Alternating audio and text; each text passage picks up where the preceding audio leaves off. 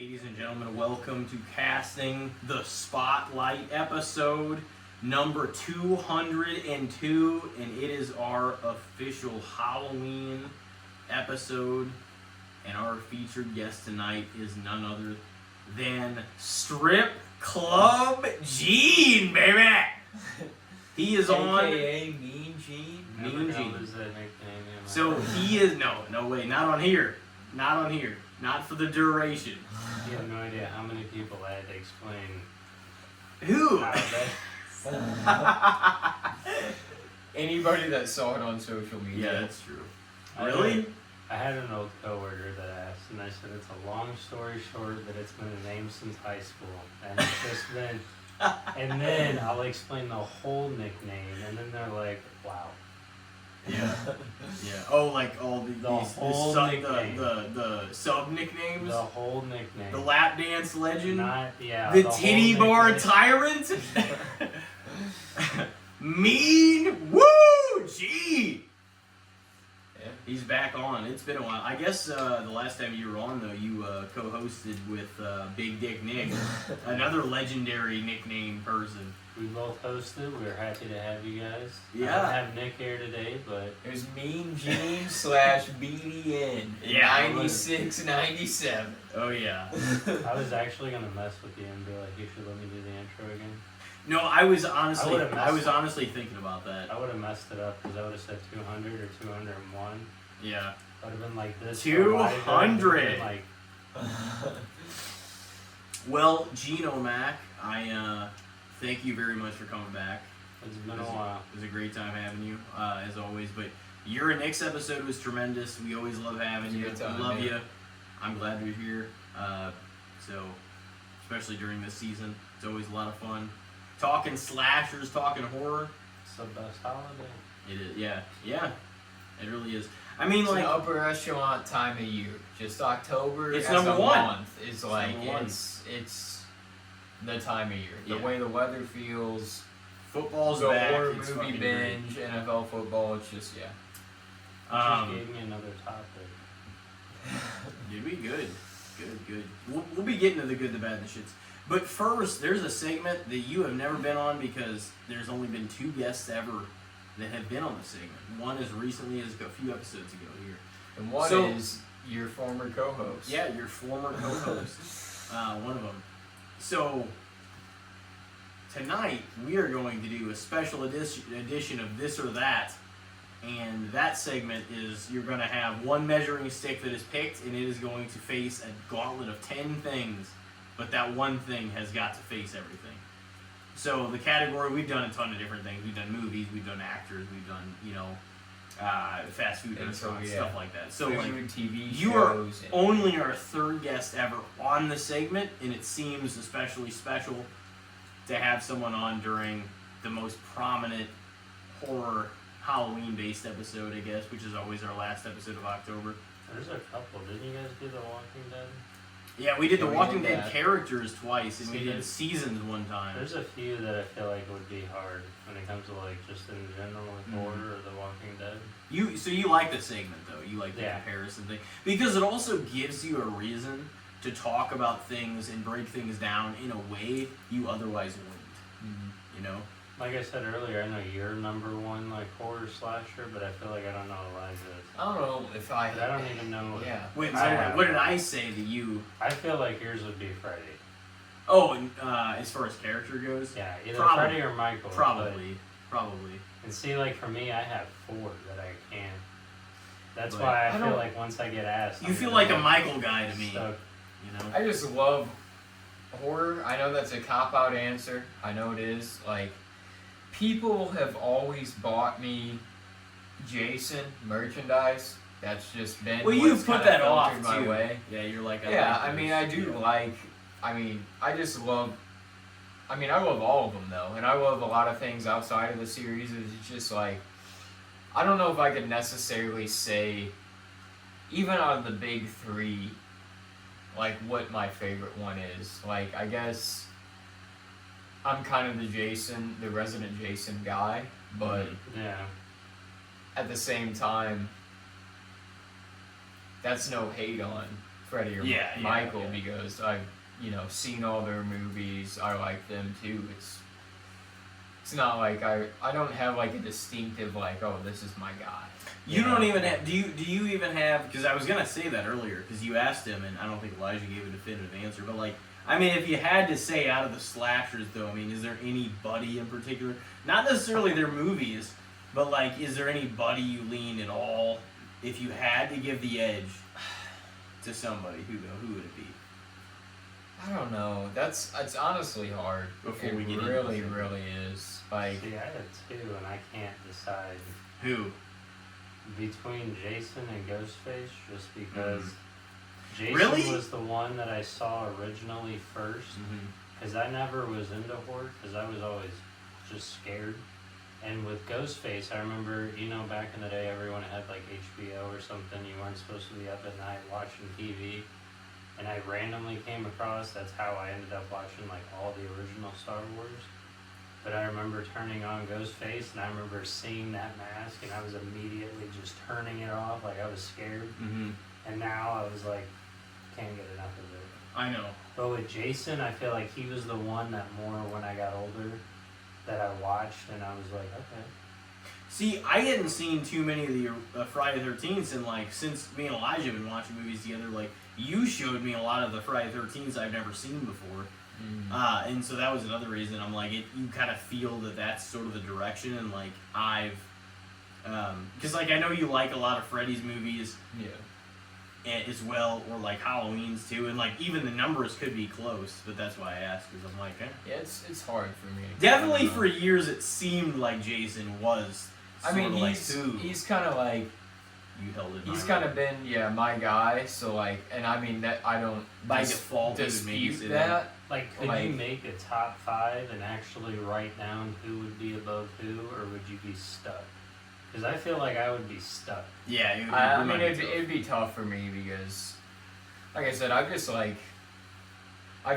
delved so much into this genre just as a whole at this point too that it's like, yeah, I can kind of give you a definitive, like, these are probably the top guys that have kind of like, they're the ones people know, they're the staples, they're the ones that kind of push the genre forward, but it's almost hard to not even say that like Freddy and Chucky at times aren't the most entertaining though, because they talk, Yeah, they like, they're kind of the smart asses, and that's fun too, Chucky and Freddy going back and forth, I feel like could be a funny movie. I don't know how it would work. I know we were talking about that earlier, like who, Yeah. but I feel like those two just shit talking each other the whole time. It'd be hilarious, yeah. It'd That'd probably be- almost be a horror comedy though. that it would be. that being said about the comparisons between slashers and horror movie characters, you guys ready to bounce into the segment? Let's do it. The first ever this or that for you, Strip Club Gene. It's gonna be horror or Halloween / horror movie characters. This is the category. And my measuring stick tonight for both of you, who get to answer for this. Obviously, you don't have to agree on any of the things, but your measuring stick that's going to be compared to everyone else tonight is going to be Leatherface. Oh wow. boy. Okay, well, here's the thing too. gonna I'll be say harder before for we Elijah. even get into it, I enjoy the Texas Chainsaw series as a whole. Like, there's definitely lesser than films, but you can say that for pretty much any of the franchises. But like, Leatherface he's different than any of the other slasher like staple villains because he is always surrounded by a family. Yeah. He's Yeah. the silent one, and they're the ones that kind of carry the story forward. Where the rest of the guys are the solo staple piece, kind of. Yeah. So But that he's always the one you think of whenever you think of Texas Chainsaw Massacre. He's- But yeah, once you hear he's- that chainsaw, because he's you got the know. mask and the chainsaw. Yeah. You know. If this was like, I mean, he's definitely like sort of the driving. Oh, okay, this guy is the guy out of the group. Like, Yeah, but they- I mean, people like, point towards. His brother, whoever that is, whether it's Nubbins, Chop Top, Tex, whoever. Mm-hmm. Like, his brother and the cook, Drayton, typically, like, The old they're, guy? they're the ones that kind of carry the story. That's you talking about, right? Yeah. Okay. That carry the story, like, forward. The a lot of only time. the only one I haven't seen still is Leatherface, and we talked about that earlier. Mm. 2017. Yeah, Mhm. 2017. Yeah, you guys, But I don't know if I can.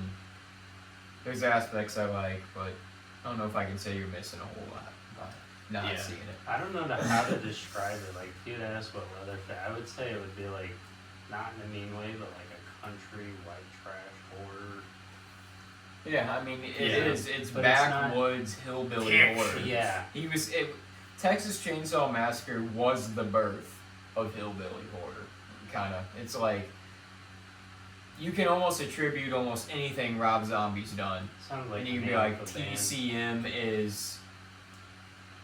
Well, I mean, he is. Like, what? Hillbilly hit horror. Yeah. There's What do they call his rock music? It's hellbilly rock, or Who? Rob Zombie? Yeah, No, he that was used just to help, that but was that just was his album. no, that was yeah. just an album title. Yeah. If this was like the good, the bad, the shits, I definitely say Leatherface would be underrated. I feel like his movies compared to what his character is and Mhm. could be is definitely underrated. Well, do you guys want to hear the first Let's do it. foe to Leatherface here? Is he gonna All be right. there? Well, we'll see. You guys may not agree, you may. But first up, we've got the grand old Leatherface, or the Creeper from Jeepers Creepers.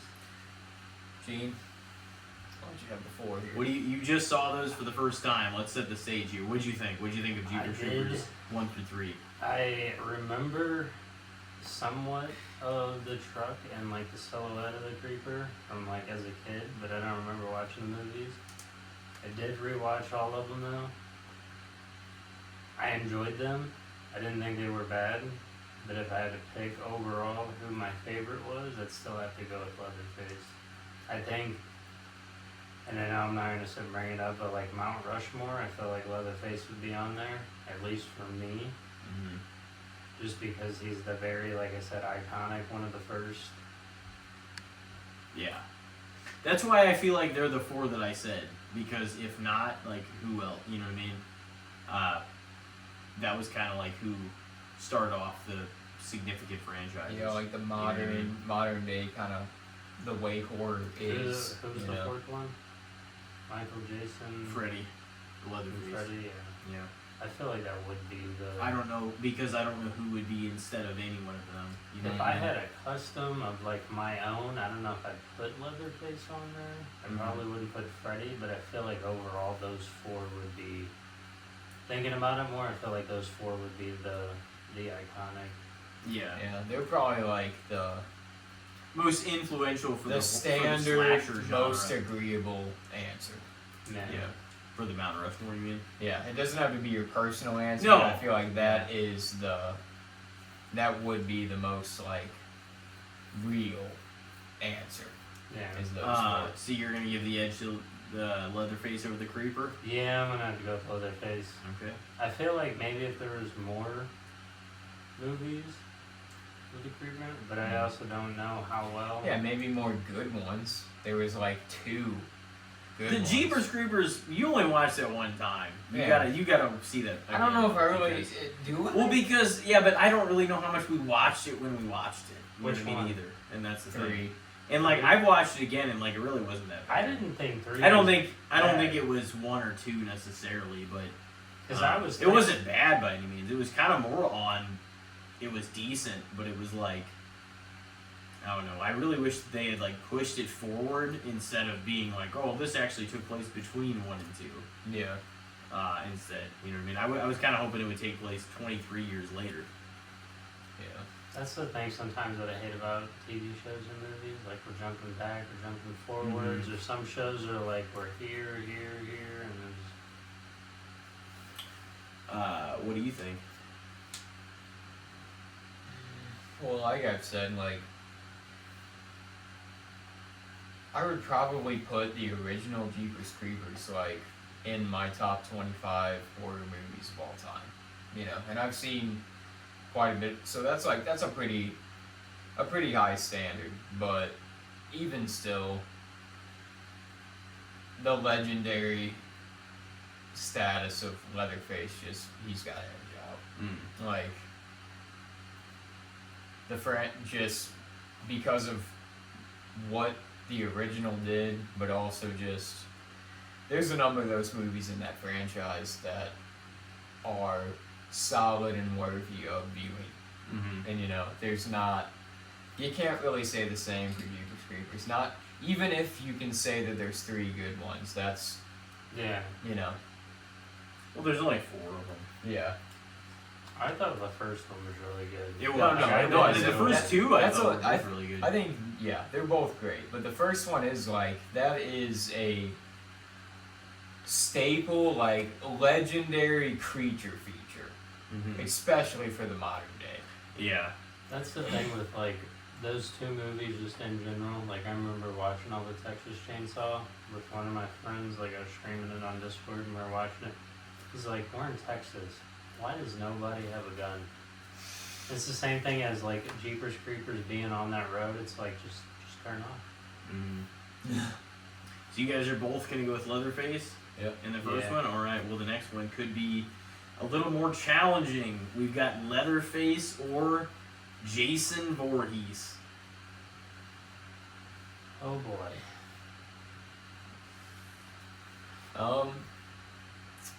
Well, I mean, they're both, like we were just discussing before in the last topic, they're both probably in the staple Mount Rushmore of horror. Especially modern horror. But, I mean, there's multiple movies in both of those series that I hold in high regard. Yeah. And like a lot. What are your top 3 Friday the 13th movies, you had to say? Maybe not even the 3 ranked, but what are the top 3? Jason Lives.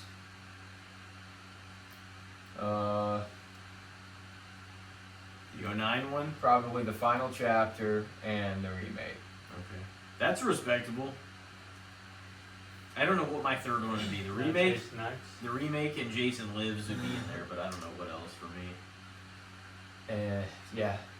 I mean, both of them were influential too in my horror journey, and I hold both in pretty high regard, but Jason was one of the original horror guys I dove into. Gravitated towards. It was I feel like Jason, Freddy, and Chucky were kind of the original 3 that I watched through those series.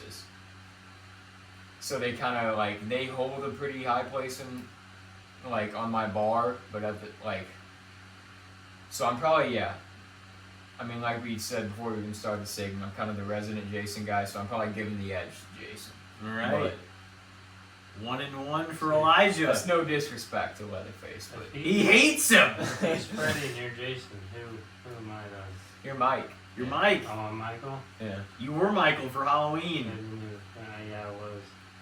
Yeah. That was a terrible costume. That makes sense. That would make if you had to split us all off into our own zone, that's definitely I have a better ghost face. I was gonna say ghost face, but I don't know. I honestly don't know who. So what are you thinking as far as Jason goes to Leatherface though? I mean, like how Elijah said, I feel like those 2 definitely would be on the Mount Rushmore. Mm-hmm. But for me, Jason would probably be top 1 or 2, just because he was the one that I started watching during the introduction of getting into horror. Mm-hmm. And then on top of it, I told you earlier how I played the Friday the 13th game when that came out. And I don't know if I told Elijah, but in that game there's proximity chat. So the farther away you are from other people, and there's one killer and then there's a bunch of people, so they're all in one area. I would run around as the killer and just play 80s music. I wouldn't even talk. like, oh, I see, like, I wouldn't talk. I would just be playing, like, any kind of 80s music, and I would just be sitting there, like, bashing the door down and stuff, and you just start, like, people, as soon as they hear music, then they just start running and screaming. I played a little bit of that. I forget on who's, like, maybe PS4 or something at the time. Yeah, or I whatever. saw it getting played a Yeah. time or two. I played it a little bit, though. I just think overall, and the reason why I picked Jason is because almost every horror, like, villain or enemy, whatever you want to call them, I feel like they have some way to die, but Jason's always like the immortal one Mhm. that never Finds does. a way to come back. You can never die. So you guys are both going Jason, huh? All right. Well, next up, I guess that's a yes. Yeah. Yep. Next up, you've got Leatherface, or we've got Chucky / Charles Lee Ray. You got it, Gene. Both 2-1. Are we gonna split? Here's the real question. Have you guys agreed so far? Yep. Yeah, 1-1. Yeah. Honestly, I like Chucky a lot. He's got a TV show now too. Mm-hmm. I've watched all of that. I went through and watched all of And you watch all the Chucky movies? Yeah. I feel like I kind of have a phase going through each different person. Mm-hmm. I enjoyed Chucky. I will admit this though. Growing up, my grandma had a friend, and she tutored me. She had a bunch of dolls, so I hated dolls. So I Same never here. watched Chucky for a while. I hated dolls like as a kid. But They that's just one of those terrified me. things. I just feel like some people hate insects, some people hate bugs, some people don't like. I think it's just my mom. Tyler said that last night. He's like, I fucking hate looking at, like, when they showed him in the serpent in the rainbow. Oh, yeah. He's like, I fucking hate dolls. I've never really cared that much, or like clowns don't really bother me either. And it's weird. Because my mom had this like creepy porcelain one, Yeah. and like she was dressed like it was like the 1920s and shit. You know, like a little girl's like bonnet and like Mm-hmm. dress and shit. And Devin used to fuck with me with it. Whenever I was like a little kid, he used to like peer it into the room and shit and like make it talk and stuff. And I think that was what originally like started that shit. Where I was like, He gave these you things some are drama. fucking creepy. See, my grandma, her friend would tutor me, and I'd be in the room because there was a computer, but behind me there's just like a bunch of dolls. So like the whole time I'm sitting there, I'm like, I'm being looked at by like 35 eyes right now. I'm like, I don't want to turn around. I said an odd number. I guess. Yeah, 34 one of them's eyes. got one eye.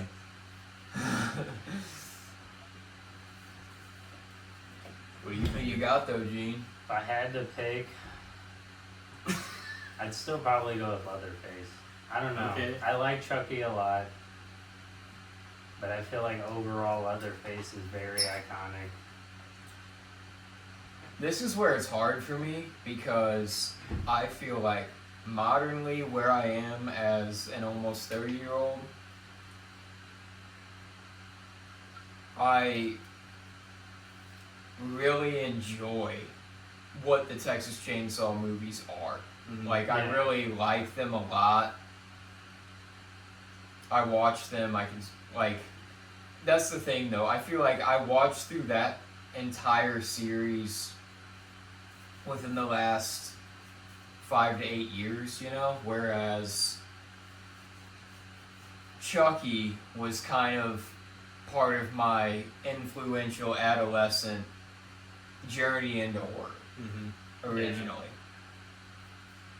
So in that sense, I'm probably giving the edge to Chucky. Just Yeah. a little bit. But like The but first that's difference of also opinion. a little bit of nostalgia playing a Have you factor in that seen because he was a little bit more of a part of my journey. Have you seen the TV show, like how he looks different from what he did back in the I- older movies? What was there 3 seasons of that Yeah, show? three of them. I Three of them. watched 2 this season. I And didn't- we watched Curse and Cult once, I It's- think each. Yeah. I didn't hate how he looked, but it took me a minute to adjust to it, if that made sense. But I feel like a lot of people, like I remember first, as soon as that picture showed up online, like everyone dogged it. Mhm. I didn't like it, but I kind of grew into it, if that makes sense. Yeah, I thought the series was pretty decent. From I what never saw of watched. I only watched I don't even know if I finished the second season or not. But I think it was 3. I watched 2 of them. It was I pretty didn't good, watch the though. last one. So you guys separated on opinions for that one. Yep. Yeah, I went Leatherface. So you're 2-1 Leatherface. You're 1-2 against Leatherface so far. And I got the TCM2 shirt on, man. Yeah. I got a. Next, what'd you say? I was gonna say, didn't Leatherface have the nickname Bubba? And that one. And Bubba. like 2 and maybe 3. I only say that because anytime, like how I told about the Friday the 13th game, they came out like a Texas Chainsaw game, and I played that for a little bit. But people would never call him Leatherface; they would just scream Bubba. So Bubba! Bubba's coming. Bubba's Right. coming. Well, fourth, we've got Don't say it. Leatherface or Pennywise the Dancing Clown. I have to say the full thing. What do you think, Gene? I'm very biased when it comes to this. I know you're a big Pennywise guy. I'm very. Are very you big. leaning like big time in the favor of Pennywise? I don't know what. Right now, my top 3 honestly would have to be Pennywise, Art, and Ghostface. Don't ask me why. Well, I you don't love know why. 2 of the 3 are clowns, so apparently you have He's a favorite big clowns. clown guy. Art's hilarious. Pennywise is hilarious. Art! But yeah, I mean the clowns, they do clown shit, you know? You love the clown shit. So Art, Pennywise, and who? And Ghostface. I Nope. feel like Ooh, those shit, would probably okay. those would be like I would say my 3 right now. Right now. No, It's like Jason, right now. Freddy, Michael. Oh my God. There hasn't been anything. I mean, besides Halloween, but there hasn't been. But Art coming out of nowhere, and I watched all those, and just the fact that like how Who we watched said one earlier, today? he's not kind of like Pennywise. He doesn't talk. He's more like a mind / clown, and it's just funny. So you're going Pennywise the clown, huh? Yeah, I'll probably go Pennywise over Leatherface. Okay. Pennywise, alright. So you've already given him a, it's 2-2 for you, right? Alright. Yeah. Elijah, what do you got? I think the It movies are fantastic. I mean, I know a lot of people. I mean, there's a very split opinion on the most recent Chapter 2. I mean, I feel like most people liked it, but it was Yeah, I mean, it was like, more critically, disgruntled it was about a little than the more liked. first one. But it Yeah. was like it was still like It's still like a lot of the like horror people I listen to on YouTube. Like that's one of the movies that they kind of bitch about. which But is stupid because it was mostly fun. I mean, the one thing I will give somebody is if they want to be like, well, they're afraid of this shit and they're adults. That's a fair criticism. Or the way that the climax kind of went down. But like, I mean, yeah, Wasn't like it similar to the books? Yeah, it Though? definitely yeah, There was. it, two it, no, it different- was. but that's the thing. It kind of plays better. That ending plays a little better in book form. Yeah. You know what I mean? Like, Yeah, that's true. personally though, there's just more Texas movies and there's more of them that I'm like, I like. I gotta go Leatherface. I gotta go Leatherface. What does that make yours 2-2 There's just more also? of a sample size for me that I enjoy. Yeah, Yeah, it's 2-2 for me. 2-2, but you guys have disagreed the last 2. Ooh. Spicy. So you gotta go Leatherface over Pennywise, huh? Oh man. Next up, we got a heavy hitter coming up here. Next up is gonna be Leatherface or Freddy Krueger. Dang. Well, like I said, with my kind of influential journey into horror, it was like Freddy, Jason, and Chucky. Kind of the original 3 series I kind of dove into. Yeah, I mean, gotta give the edge to Fred.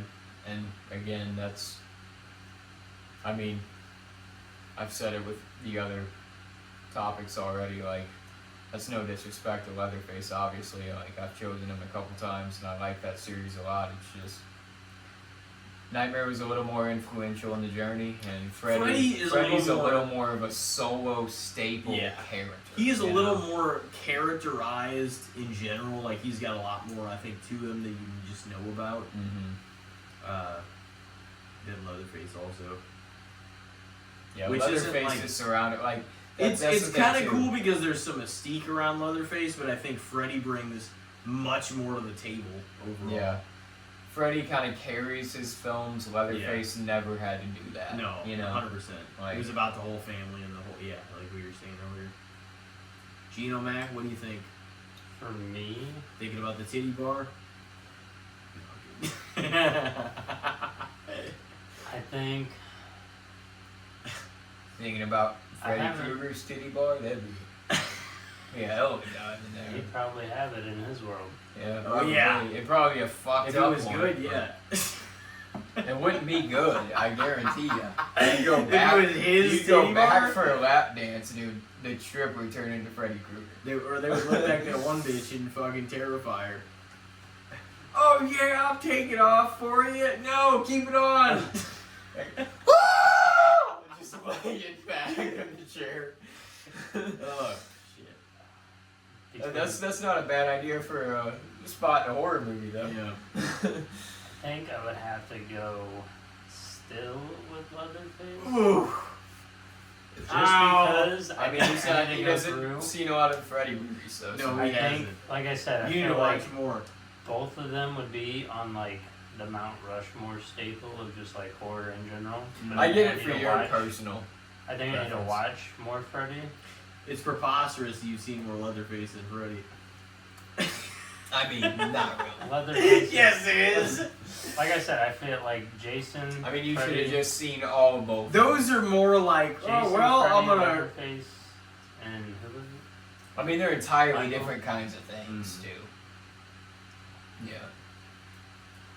That's the good thing about all of the different horror villains is they're kind of like their movies specifically can be like Mhm. if you watch too many of them in a row you're like these are all kind of similar, but they're all vastly different kinds of things from one another. You know what I mean? Yeah, it's The killing slashers a themselves, group you mean? of teens, but like the Yeah. setting and what they are is all very different from one Between the another. slashers, you mean? Yeah. Yeah. They all kind of have their own little like aesthetic vibe to it. Mm. But no, I think I would have to go. Like I said, I Leatherface. need. If I came back here next year and you would re-ask me this question, it would honestly probably change. I feel like I just need to watch. You more do need Freddy. to watch some of the Freddy. Yeah, that's what I was suggesting because I'm like, if we watch some of his ones within his actual series, you might get more of an idea of like what the character and like the storyline, through and through is. Yeah. Because the Nightmares do have actually like kind of a story to them that some of the other slashers don't really have. Like there's actually like a continuous like from one to the other, you know what I mean? Yeah. And like they put a little more emphasis into each kill, I would say.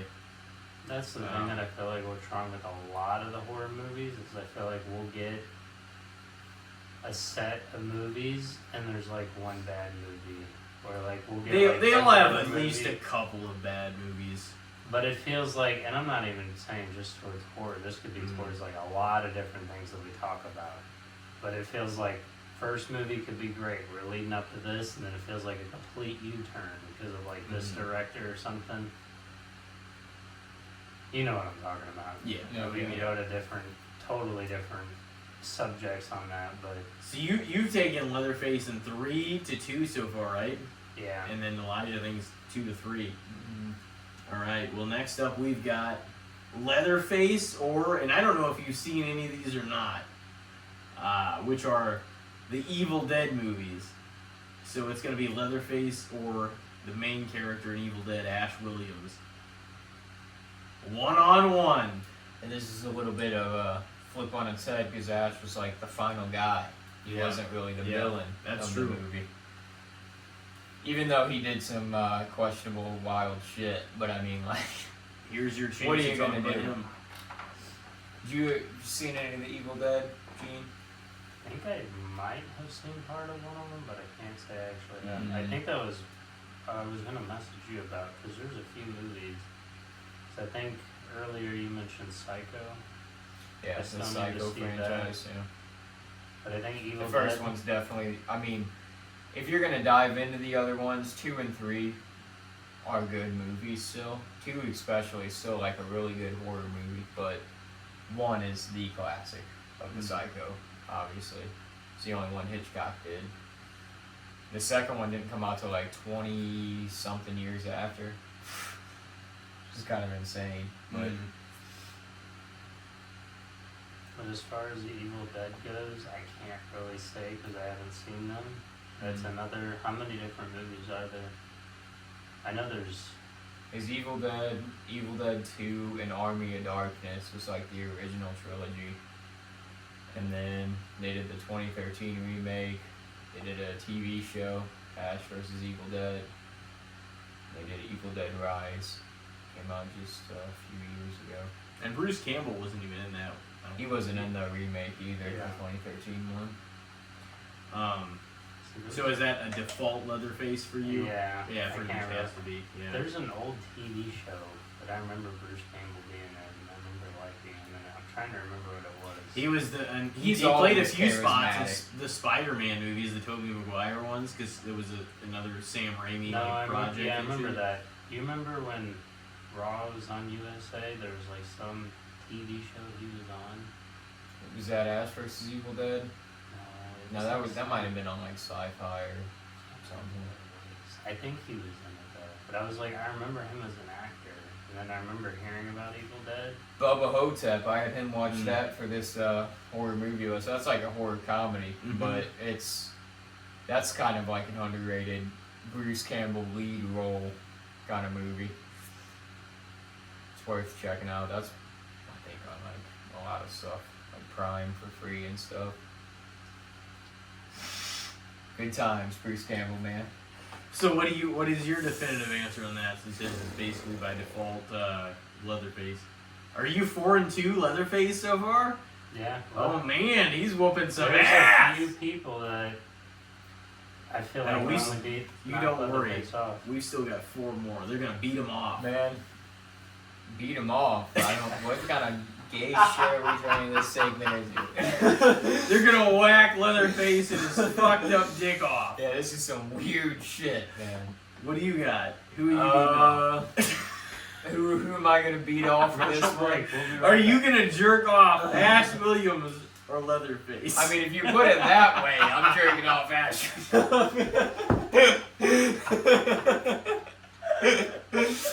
You're first. If you put it that way. I mean, Oh, if man. we're going actuality here, Ash Williams is charismatic as hell. He's fun as shit Yeah. in the Evil Dead series. Horror character wise, though, I gotta give the edge to Leatherface. I think just by a hair. Oh man. He carries so much.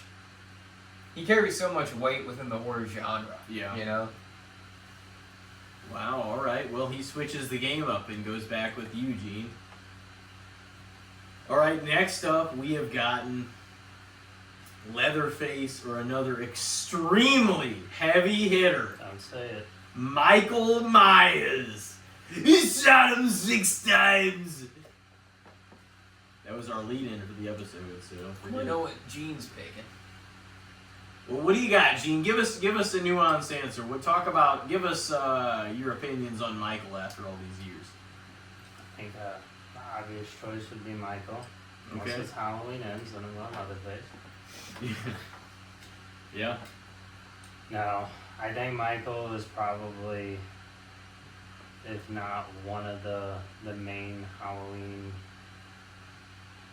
just icons in general when it comes to. He He definitely, is he the definitely has Halloween that icon. on his side because his films are named Halloween.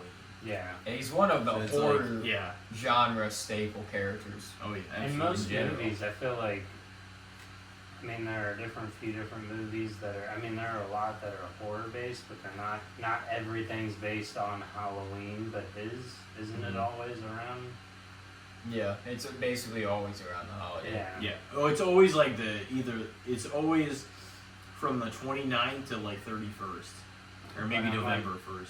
Just going back, and even when you sit and think about like just the sounds or music, like once you hear the do do do do do do do do, Mhm. like that, it's just very iconic. It's iconic. And there's not really anything. I mean, is there any other? I mean, besides like Jason having a like that, I don't think there's really. I don't know if any anybody's music. original score is iconic. Well, you as got Michael the says. like Freddie. Yeah. But is it classic? I don't know if anybody's score is more legendary than that original John Carpenter no. score.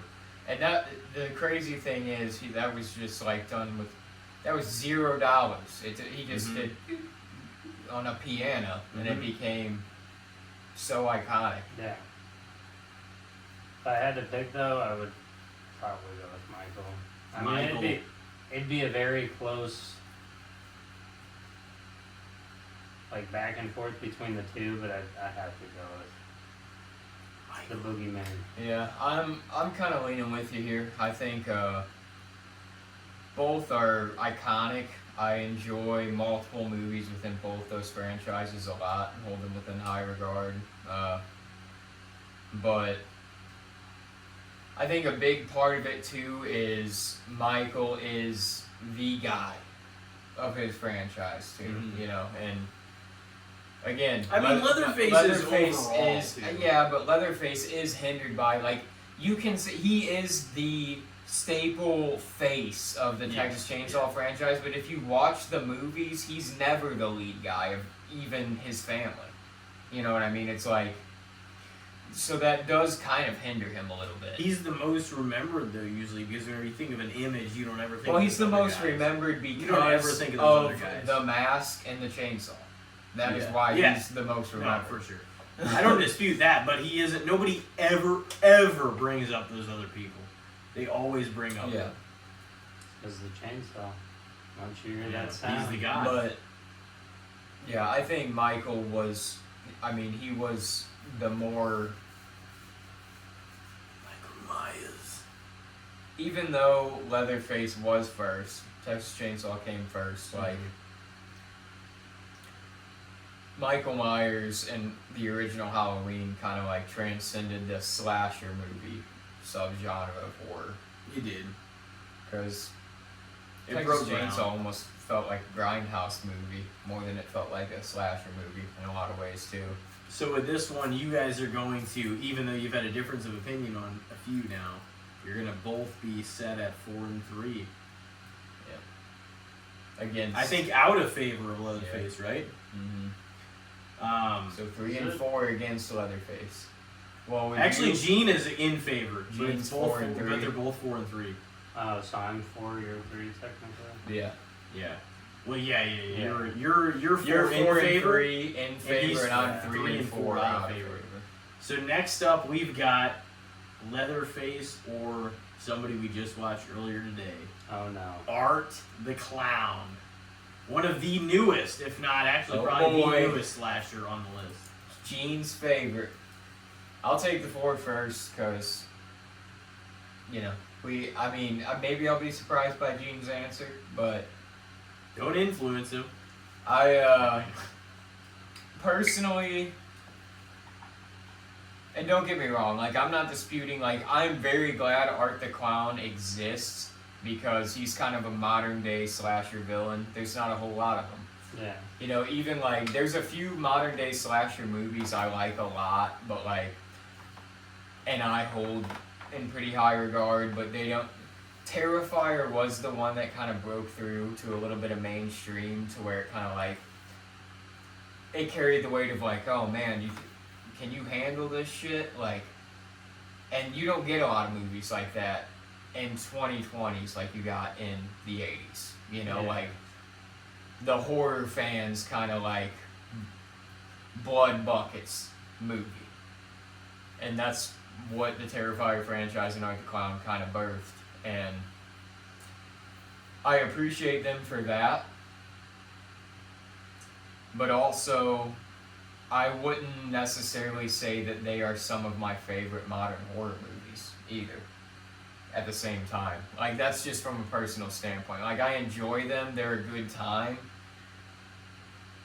But yeah, I'm for sure going Leatherface with this one. Gene? It's gonna be the opposite. I don't know why, but just the past few years, I feel like after kind of like Halloween ends died off, I didn't really find anything, and then once, I don't know, just watching all of Art the Clown stuff, it's just very different, weird, stupid, funny. Like, I don't know how to describe it.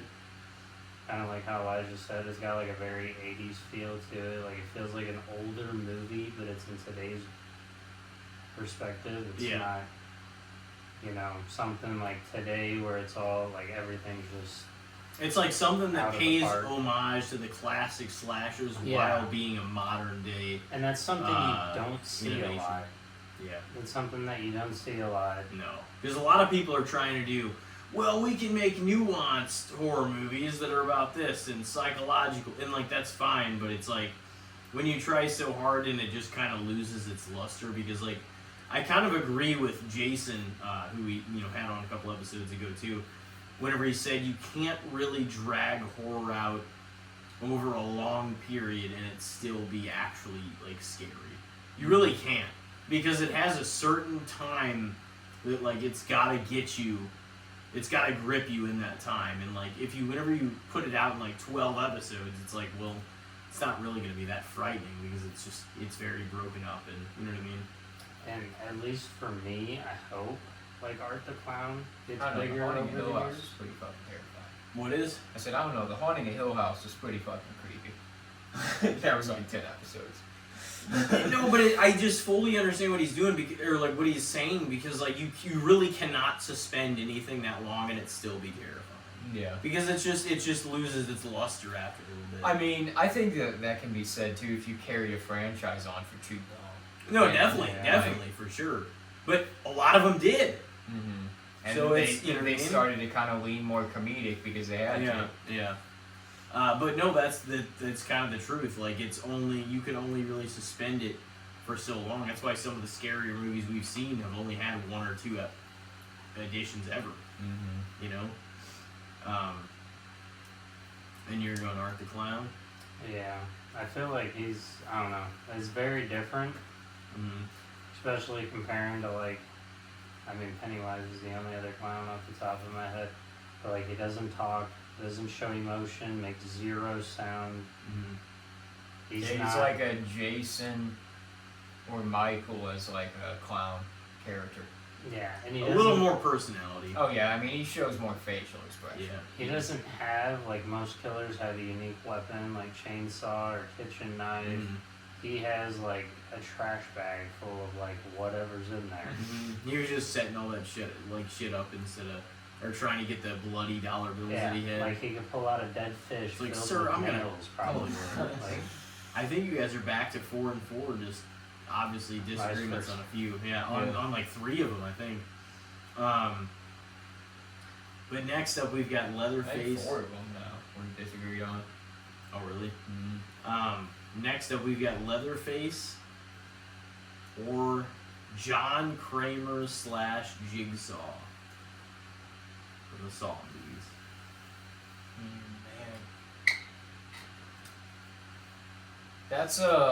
that's a little tough too. I mean, obviously, like John Kramer was a cool character because he was kind of like, it was kind of an in-depth psychological study. You saw a very human side of that guy. Mhm. You know, like And why he started. yeah, he was. There was a lot more of like yeah, those were very like gory horror movies, but they were also like psychological studies and police dramas, and there was a lot going on in the Saw franchise. So it kind of added some depth to John Kramer, but oh, man. My personal fandom's probably still leaning a little bit of Texas. I'm probably going to give the edge to Leatherface. Oh, That might be a little man. controversial, but I think there's just, they were like the birth of hillbilly horror, and hillbilly horror is one of the subgenres of horror that, like, it is an acquired taste, and I'm not always in the mood to watch them. But when I am, it's hard to beat Texas Chainsaw. for that specific kind of movie. Yeah. Yeah. I'm probably gonna have to go with Leatherface. Alright. Just 'cause when I think of horror, I think of slasher movies, so I'm thinking of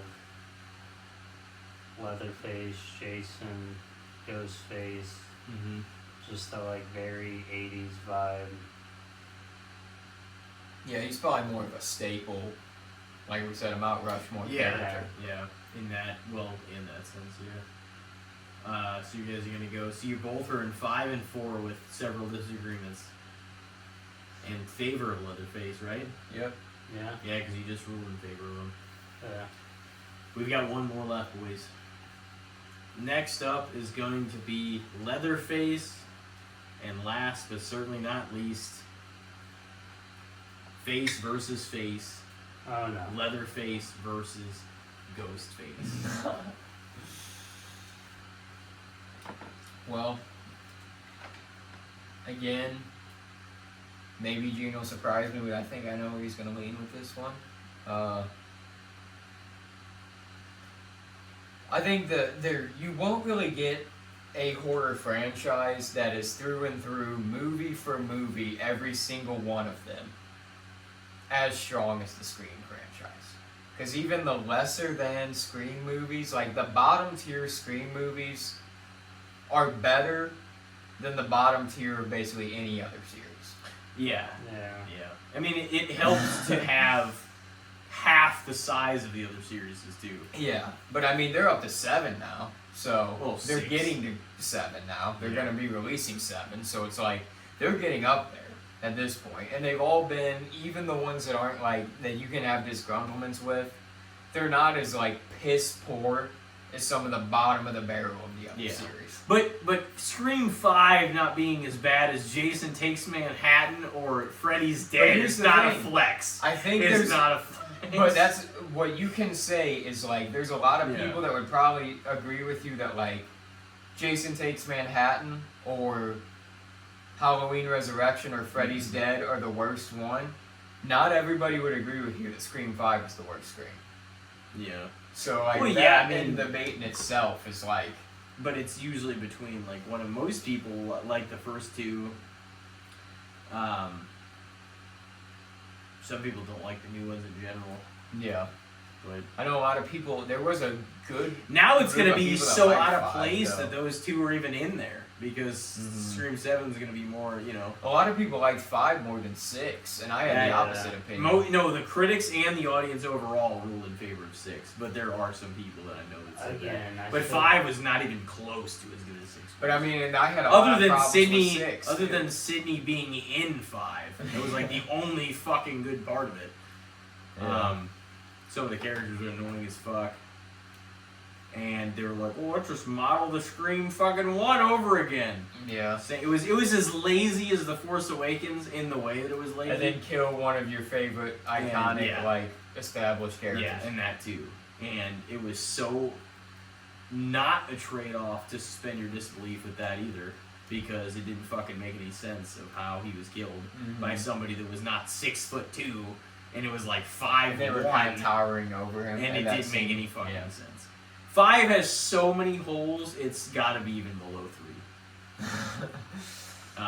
But Ghostface himself, or her, whoever, Ghostface is like an interesting character overall, because it is the series that like you don't always know the characters, but like whenever Jason brought that up, I was like, I am kind of with you on that, because it poked fun at some of the core cliches Yeah. and in the formulas, and then it kind of established its own formula, and it's like, this is the series that's not supposed to have a formula. Mhm. And they started really noticeably doing that in 5 also.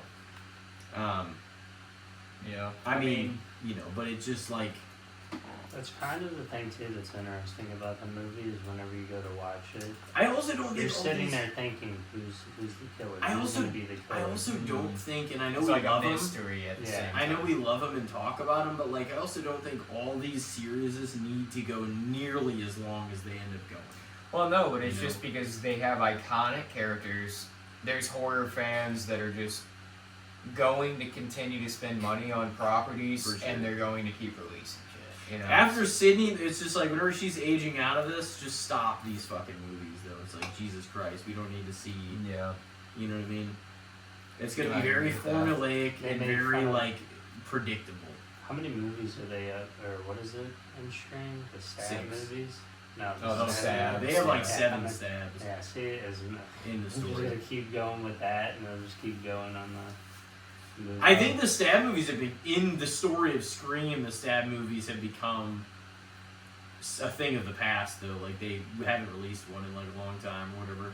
I just like how they meme like their own movie Mhm. going through it. Oh yeah, it's kind of funny in reality, but it was always the one that poked fun at the horror cliches, which is why like it's ironic but also funny, but also like, okay, how long are you gonna keep this going? If they make fun of like their own horror cliches and they're going as many as some of these series are going, you know what I mean? Yeah.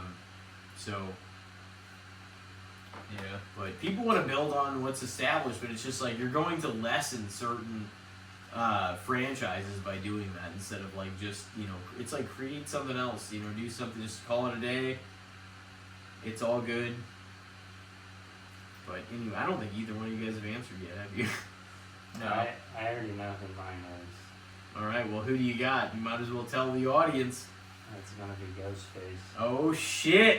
It's the better case character out of the two. So are you an even split 5 and 5? 5 and 5? I think so. Yeah.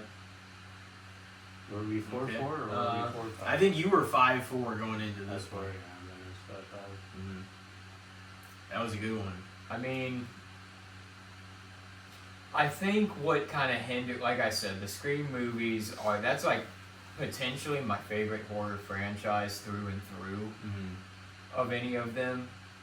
But I think what kind of hinders Ghostface as a character is it is always a character. It's one of the characters within the movie. He's not really his own character. Yeah, Yeah. like there's It's- not one person It is a mystery objectively of as the entity. yeah, as- of as who the entity. is Ghostface. That's Yeah. part of what the formula of the movies are. So yeah, the trade-off with that is like it's always somebody different, but like Ghostface himself isn't really always a particular identity because there's been so many. Ghostface years. is an entity.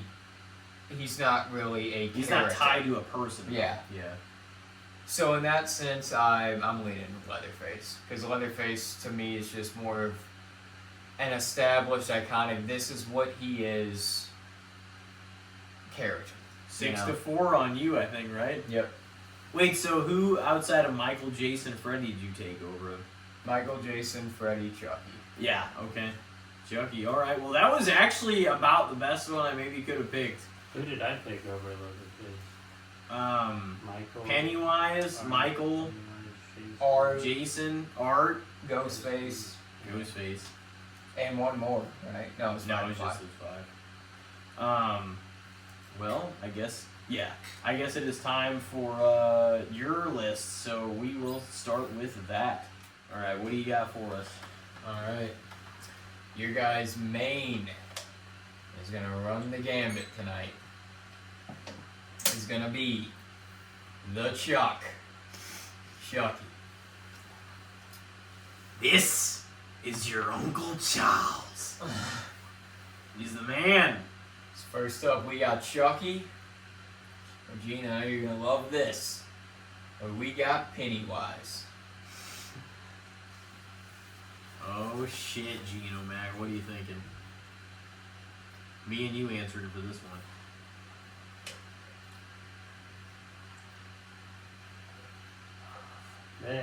Honestly, this could go back or forth. And I'm going to be very biased. I love Chucky, even all the TV shows. Like I I mean, watched that's the all point of of this list. You gotta be very biased. I know. But I don't know why. But Pennywise, what was it, 2017, 2018? 2017, 2019.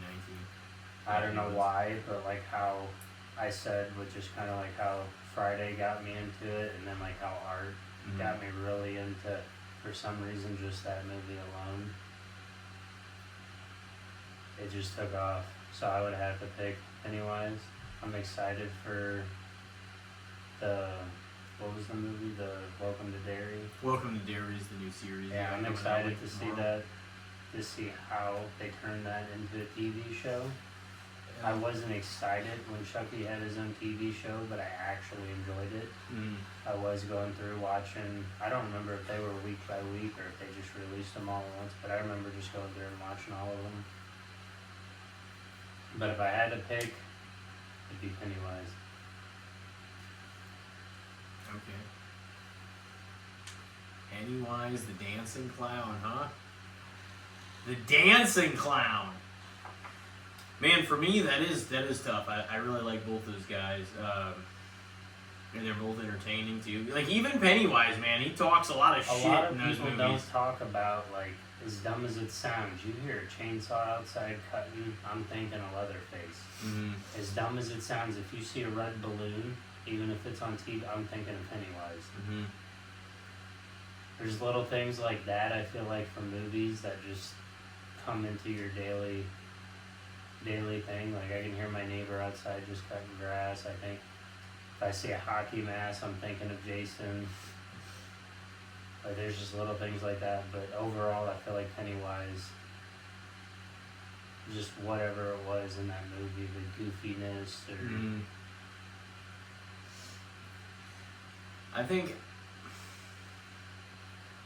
maybe by a little bit, I think I am going to go with Chucky on that one.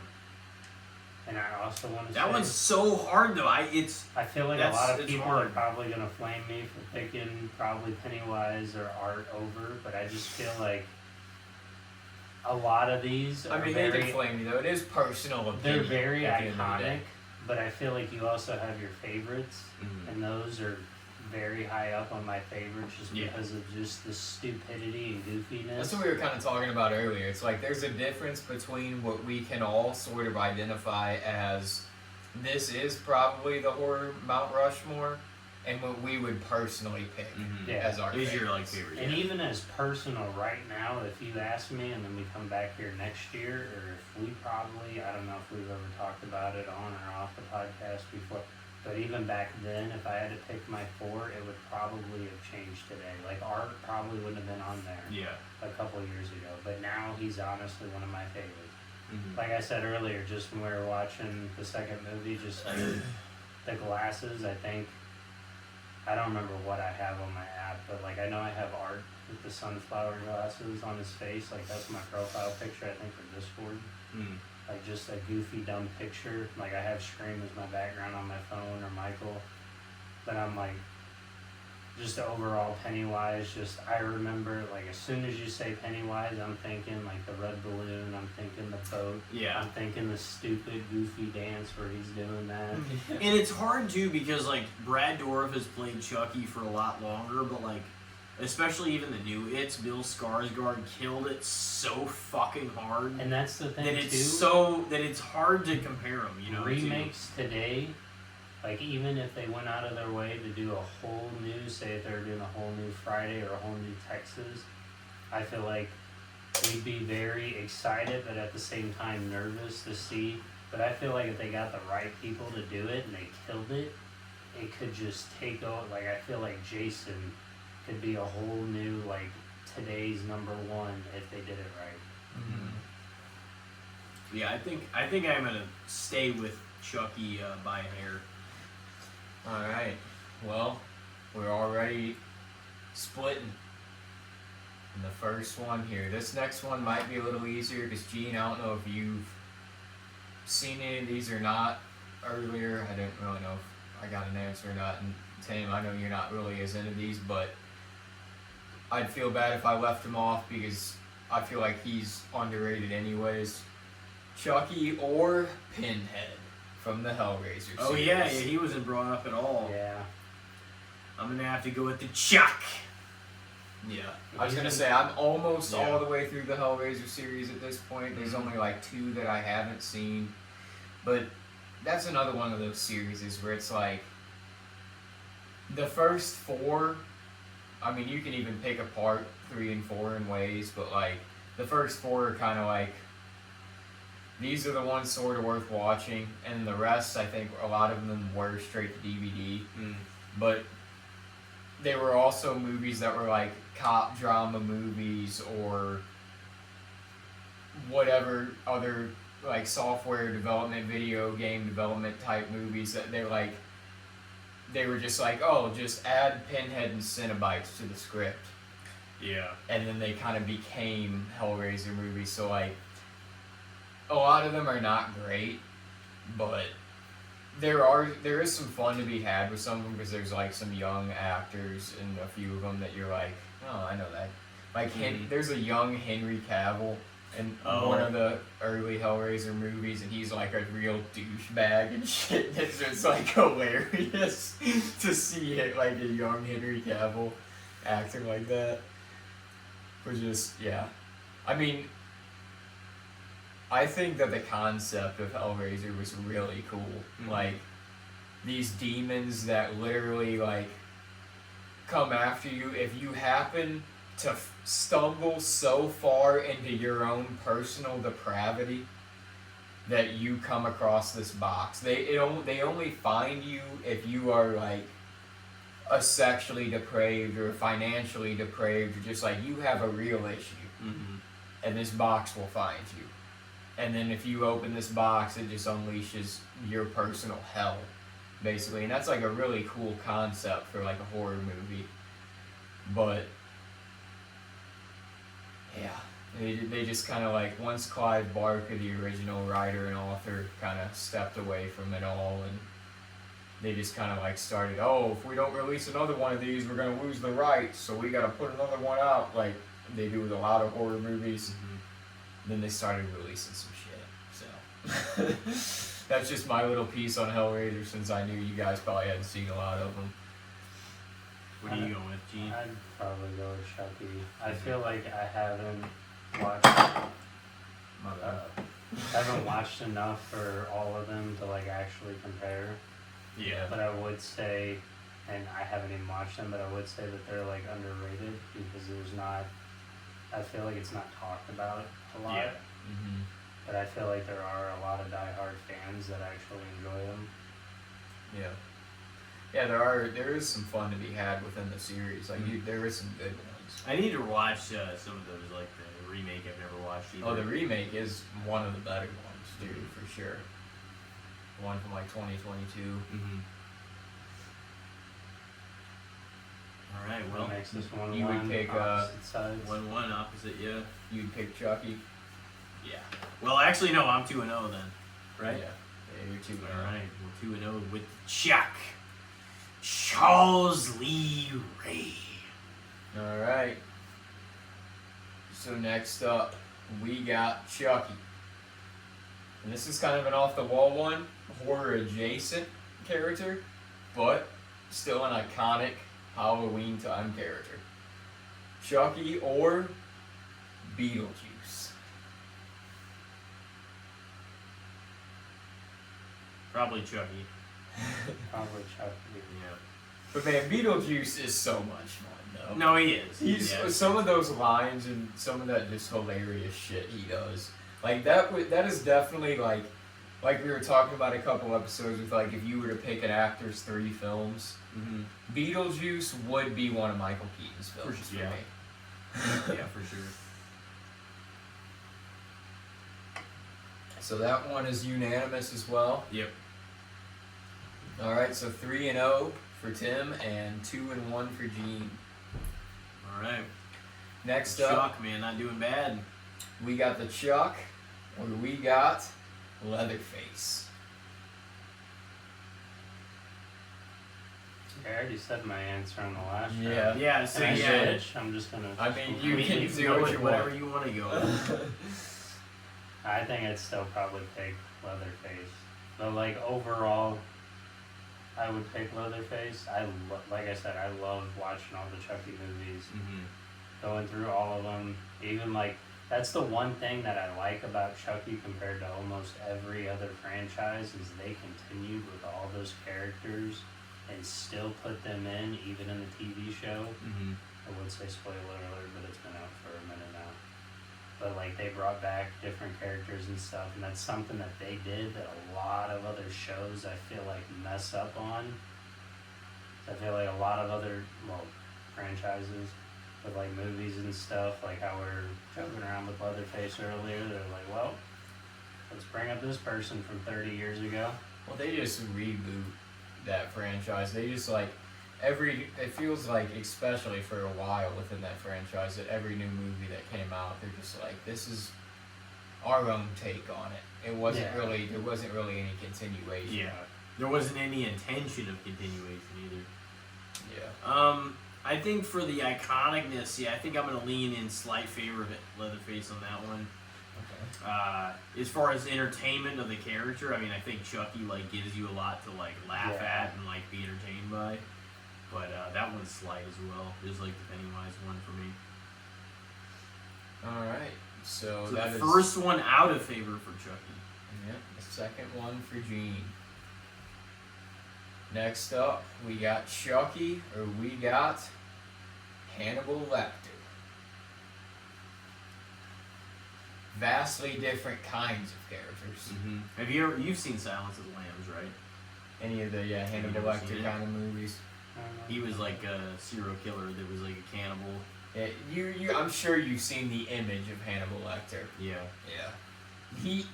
I mean, there was other ones. I've seen Red Dragon before too, but I've never it's seen been a any of the minute. ones. I think every year, just for a bit about debating. Yeah, Should I I watch should Hannibal? dive into that series Yeah. next year and try to watch some. You should watch Silence of the Lambs this year. Yeah, it's a been great it's one. been a few years since I've seen that one too. That's but a I great mean, one. I've seen that a handful of times too. Yeah, no, there's a few. I need, like, you guys gotta message me something. Like I said, Evil Dead, I know I needed to watch. That was one that I was gonna message you about. And then I remember Psycho. I forgot the name of it, but I was like, that one I need to go Yeah, I watch. was gonna put Norman Bates on here as well because he's a character that I hold in pretty high regard, but I didn't think you'd seen any of them. I've only And I seen know the first you'd one. only seen the original. I'd probably yeah. have to default to Chucky just because I don't remember watching them. Yeah. Yeah, I mean, I didn't know if you. I figured that maybe, like, I almost figured you'd maybe seen Silence of the Lambs, but I figured you hadn't seen any of the other ones, but I wasn't even sure. Yeah. I think Silence of the Lambs is one of the best like horror, just psychological kind of films like of our time, or the last 30, 40, however many years. The character though, I think I'm gonna lean, especially because I've only seen Silence of the Lambs. I think I'm gonna lean in favor of Chucky actually by a little bit on that one too. All right. So what does that put it for me? 4-1. 4-1 4-1 in favor of the Chuck and 3-2 for Gene. for Geno Mack, the lap dance legend. Who did I say? Leatherface and who else? Pennywise. Anyway. Next up, we got Chucky, or we got John Kramer.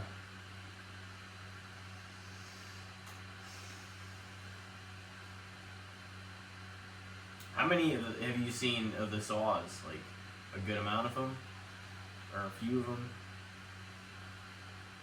Honestly, it's the same as the Freddy movies. I don't remember which ones I've seen, and I have to go back and rewatch As them. the story is unlayered on Saw, they kind of reveal John Kramer, like why he sets people up in the jigsaw traps, like the fact that he took his own life for granted and drove himself off a cliff and lived through it. You're talking about the guy that's behind Jigsaw? Yeah, the guy that's behind Jigsaw. I know this sounds dumb, but are you comparing one or the other? Or are you counting them as one? John I Kramer, mean, John Jigsaw. Kramer He is Jigsaw. yeah. Like, I mean, he's the because one that he's- controls the puppet when he's there. Yeah. So He's the one that does that, but he's also the one that has the inspiration to settle these people into the traps. yeah, it's And, like, his he own has stuff elaborate scheme. Going, he has these, yeah, exactly. He has stuff schemed up in this game to go even beyond when he's buried 6 feet under. You know what I mean? Like, where there are things that he's like, I'm. See, I intending feel to like that control was through almost this. one of Saw's big mistakes. Is I feel like, yeah, they made it work after he was dead and everything, obviously. He had plans that he wanted to But set it was in place. like they killed him off too early. They did. He yeah. should have lasted. deeper into the That's, series. I do think that too. I really wish he was still around later in the series, but they kind of interweave So things that you see like He's later on. gone. I mean, he's brought back in like. He's some of the later brought back, ones but in he's not prequel brought form. back. Like they're like, oh, this is a story you haven't seen, so we're gonna Mhm. kind of go back into the story like here. He's not actually like brought back from the dead. Yeah. See, for the longest time, I thought Jigsaw was just that was the person, and I didn't realize that there was a person behind it. I haven't watched as many as those. I feel like honestly, it'd probably be the same with like Freddy. I need to go through and You need to watch them. all those, yeah. Oh, all of them. Yeah, man. All of them at least. Hellraisers, all of them the at least Evil once. Dead. Yeah. I mean, Uh, a lot of these series are definitely, there's definitely content within them worth checking out. mhm. Yeah. I am actually going to go because at a density level, I think the Saws are pretty intriguing. I think tonight, I'm going to lean in favor of John Kramer / Jigsaw by a little bit over Alright. Chuck. And you're going the Chuck. Yeah. So mine is like, what, a 4-2 now? Yep. I was gonna say Chucky would definitely, I feel like, be up there in my top 10 for sure. Yeah. Top 10 though, yeah, that's, I mean, He'd be close to the top 5. the Chuck. Alrighty, what do we got? Alright, next up, we got Chucky, or we got Jason Voorhees. Man, who'd win in a fight, Tim? First off, we'll go off that. I'm gonna go Jason, personally. I think by a little bit. Like, Chucky makes you laugh, but Jason has some iconic movies, kills. He's on the Mount Rushmore. He's one of the most influential horror characters out there for sure. So at least by a good measure, not like maybe by an enormous amount, because Jason's not like my number one or anything, but he's up there. I think I'm gonna lean in favor of Mr. Voorhees. Yeah, probably will be the same. I feel like Jason and Michael are just like very two iconic staples to just have. Like, it could be a background movie playing, but it's just like, it's a holiday thing. Mm-hmm. I feel like Jason's been around, like I said, iconic, the mask, the machete, and it's always just kind of like the movie with the party. There's all the young kids and stuff, and then there's Mhm. just the one killer. They're always banging, and then he comes in. He's like, "Who the fuck's? What the hell's going on?" Well, here?" he's They pissed just- about that because that's the reason He he is died, pissed. bro. Michael's pissed too, man. Like, people are banging, and he didn't get to. He couldn't even go trick or treating, so he's just like, "Oh, you guys, Well, fucking, that was a part you're of gonna it. Yeah. die." I feel like that is a part of it for both of them. Is like I think it'd be a Jason little more reason upset Jason drowning than drowned trick-or-treating, yeah. was because they weren't paying attention to him because they were all floating it up and banging and doing their own Yeah. shit, and he got bullied and Yeah, he fucking was also drowned. bullied and Yeah. And then Michael, yeah, he was just like neglected because his sister was more interested in hooking up with a dude than like trying to take him out and actually enjoy Halloween. So that. Well, what about Halloween? Aren't you too old for that shit? Blah, blah, blah. At least that was the zombies version. if there was any other horror movies, I think Rob Zombie could do. I feel like Friday the 13th would I mean, Interesting. Texas Chainsaw would be. That be. would also the be movie. those two. I feel like would fit perfect if he could get Yeah. a hold of them. Yeah, I think that would be good too. All right, so you're both going Jason. Yeah. All right, so next up we got Chucky, and we got the Candyman. You seen any of the Candyman movies? Trying to remember. The remake of the original, '92, I think was the first one. Tony Todd played him. All the bees. I think I'd seen the original. I'm Yeah. gonna go with Chucky on that one. Yeah. I mean, I feel like the original Candyman and the remake was good too, but like the original Candyman story, like the first story of it, like where they Mhm. kind of dive into the origins of It the was like Candyman, 92 or something. like that is a good horror story. Like if you like yeah. peel back the layers of what that story really was, like that's like, damn, that is deep and that is harsh. and that's like historic. There's like a lot of layers within that story that really carry, like, it feels like a ancient, like, not ancient, but like a throwback, like real horror story vibe to it that's like pulled into the modern era. So yeah, the Candyman story is really cool, but I heard a lot of the remakes were pretty ass, and I didn't watch any of them. I've seen the They're like remake. sequels, I guess. I don't remember that. Yeah, like, the yeah, I was gonna sequels. say, I've it's like seen the three remake sequels. and I've seen People the shit all original. over like 2 and 3, Yeah, especially 3. Cody definitely did. How many is there? I think there's 3 originals and then a remake. Yeah. Or the reboot, maybe. It kind of takes into consideration like the very first one, but that might be it. And it does, yeah. It's kind of like it is very similar to the first story, but it has its own twists. Yeah. Because it's like the neighborhood. Because in the original one in '92, it's like that neighborhood that's like terrorized and haunted is the ghetto. Yeah. And then like in the 2021 one, it's like a gentrified neighborhood. Props to Candyman for being the original story though, but Oh yeah. I would put Chucky over him for sure. As the character, yeah, I'd go Chucky. As the character, yeah, probably have to go Chucky. What am I on Chucky at this point?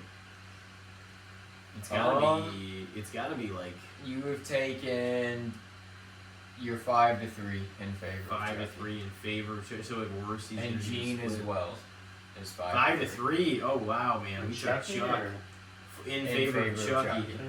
But you guys have split Had on different. one different. Yeah. I had Pennywise. You Tim had took Saw. The very John first Kramer one. and you took Pennywise. Well, no, we split on the first one too, though. I think, didn't we? That was yeah, I Pennywise. had Pennywise and you picked Mm-hmm. Saw. Alright, so next up, this is one of the classics. We got 2 more. Yep. Alright. We got Chucky or we got Count Dracula. I was thinking about including Dracula in mine too, and like a few of the other guys that went through my list. I was thinking like about Hannibal. Frankenstein's monster too, Hannibal. before Frankenstein. Hannibal Lecter had went through my mind too. I mean, the Count, there's so many different adaptations, so many Yeah. takes on that character, so There many is. movies, There like, is. that is one of the most classic. Technically, Mary Shelley's Frankenstein was released before Bram Stoker's Dracula, but they're both 1800s Yeah. stories. I think they're like very classic, underrated. Oh They're yeah. not Because now there's so brought much. up today. They are with like Mhm. anything you buy or see, but like movie wise or TV show, you don't really see them. I mean, if it's probably like cartoons and that, but I think Dracula was so influential. Like, I think I would probably take Dracula, maybe a little over him. But it's harder to pinpoint like a specific identity of Dracula over all the films and adaptations over the years. But like as a character, probably Dracula, yeah, because it's so hard to beat something like that legendary. Yeah. So. that's my I mean, it is. It's like, that's the thing. He when cut it up when in it the comes monster to, mash, man. You got to give it to him for his verse, you know. it's like those classic monster characters: Count Dracula, Frankenstein's monster, the Wolfman, the werewolf, you know, the mummy. Like, Yeah. if it wasn't for those, like, who knows what would have been horror? You know, like, that literally is. They were the originals.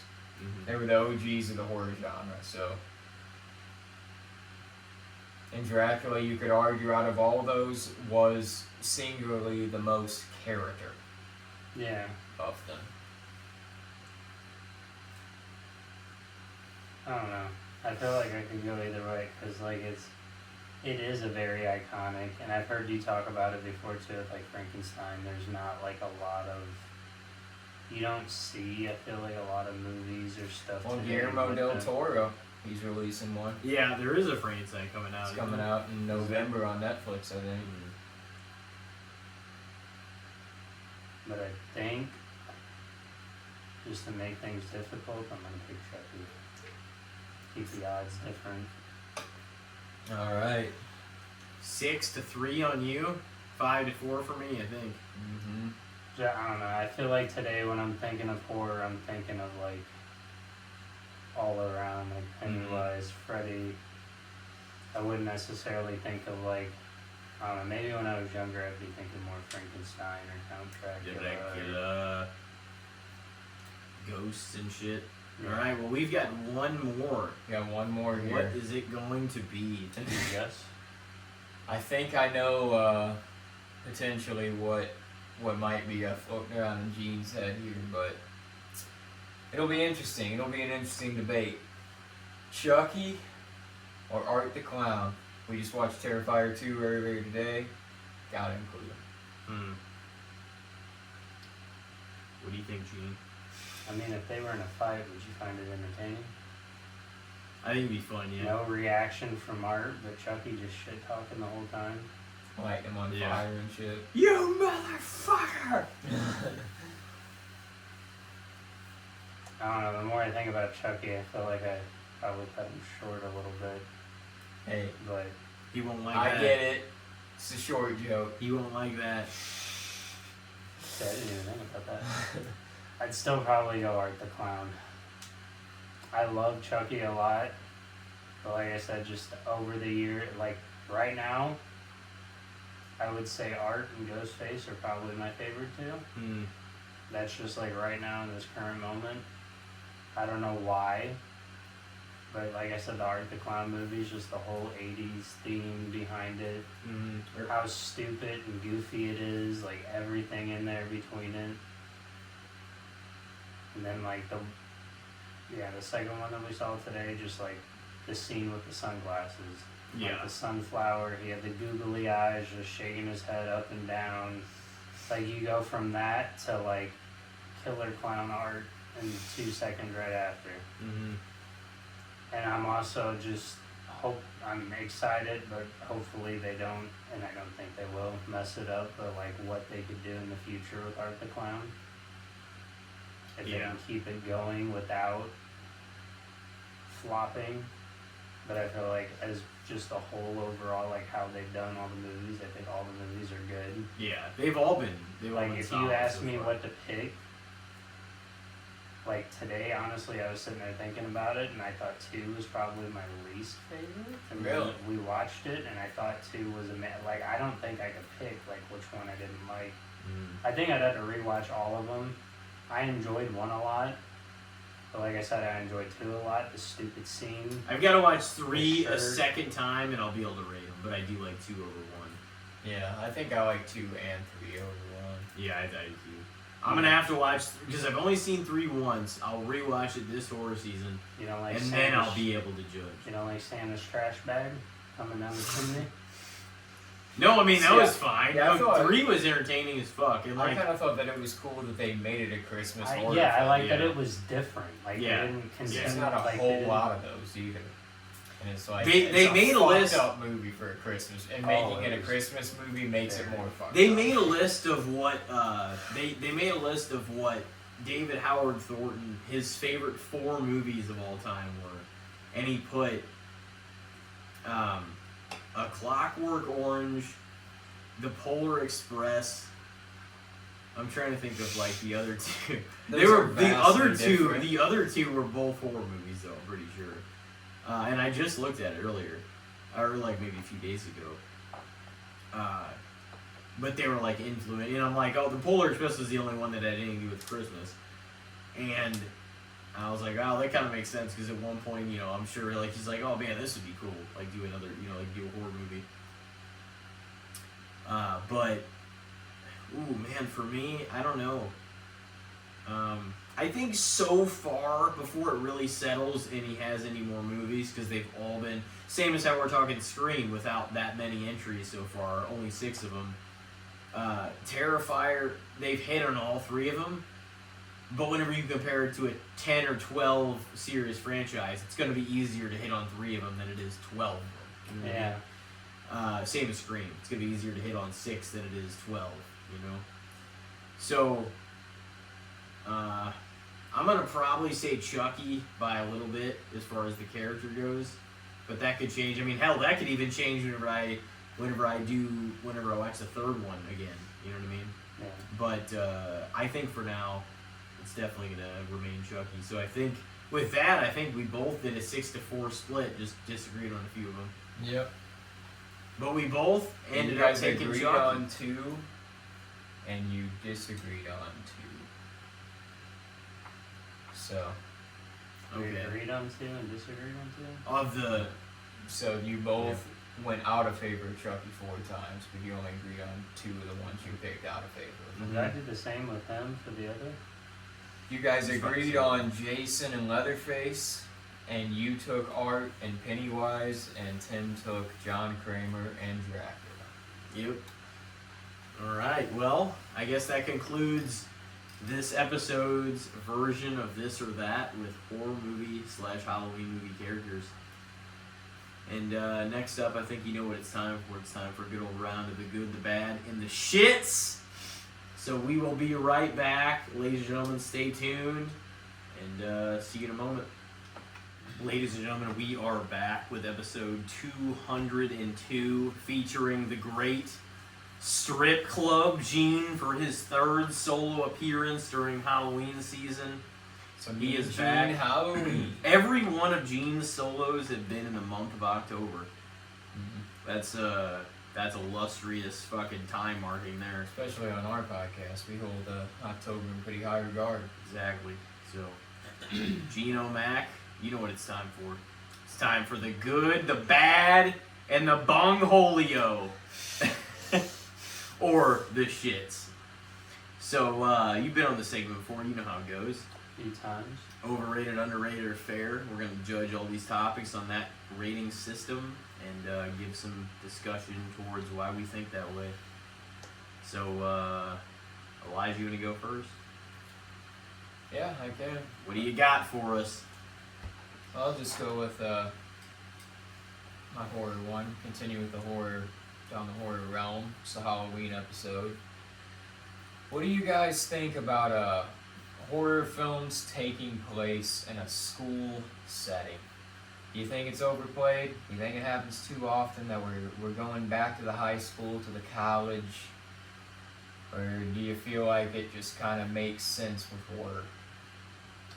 I think it makes sense.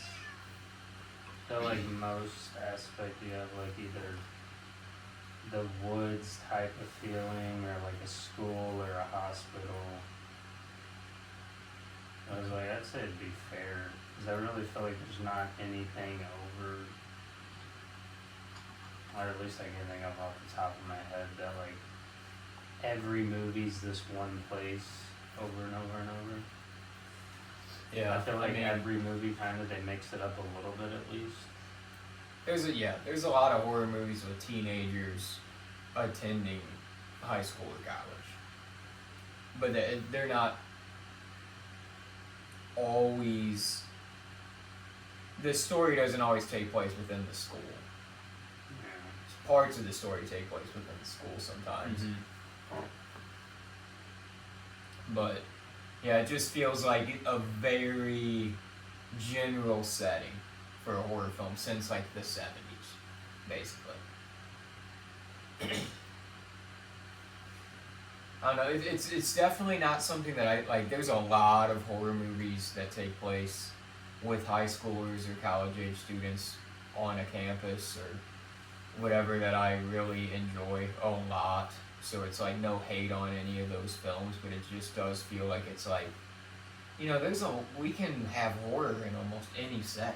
We don't have to return to, it's a group of high school kids attending high school. I think that over and plays over. into the cliche that they're like a little more vulnerable because they haven't been exposed to the world the same way as like adults and stuff. So like whenever you're focusing on like later teenage, like high schoolers, they still have like vulnerability there, but like naivete, and they don't really know. Like it's kind of easy to play on that, and like a lot of series have over the years too. But also like college. So, I mean, I don't necessarily think it's like overdone because it's not like everybody always. But I mean, if the characters are of that age, they're gonna play into that element to some degree, you know.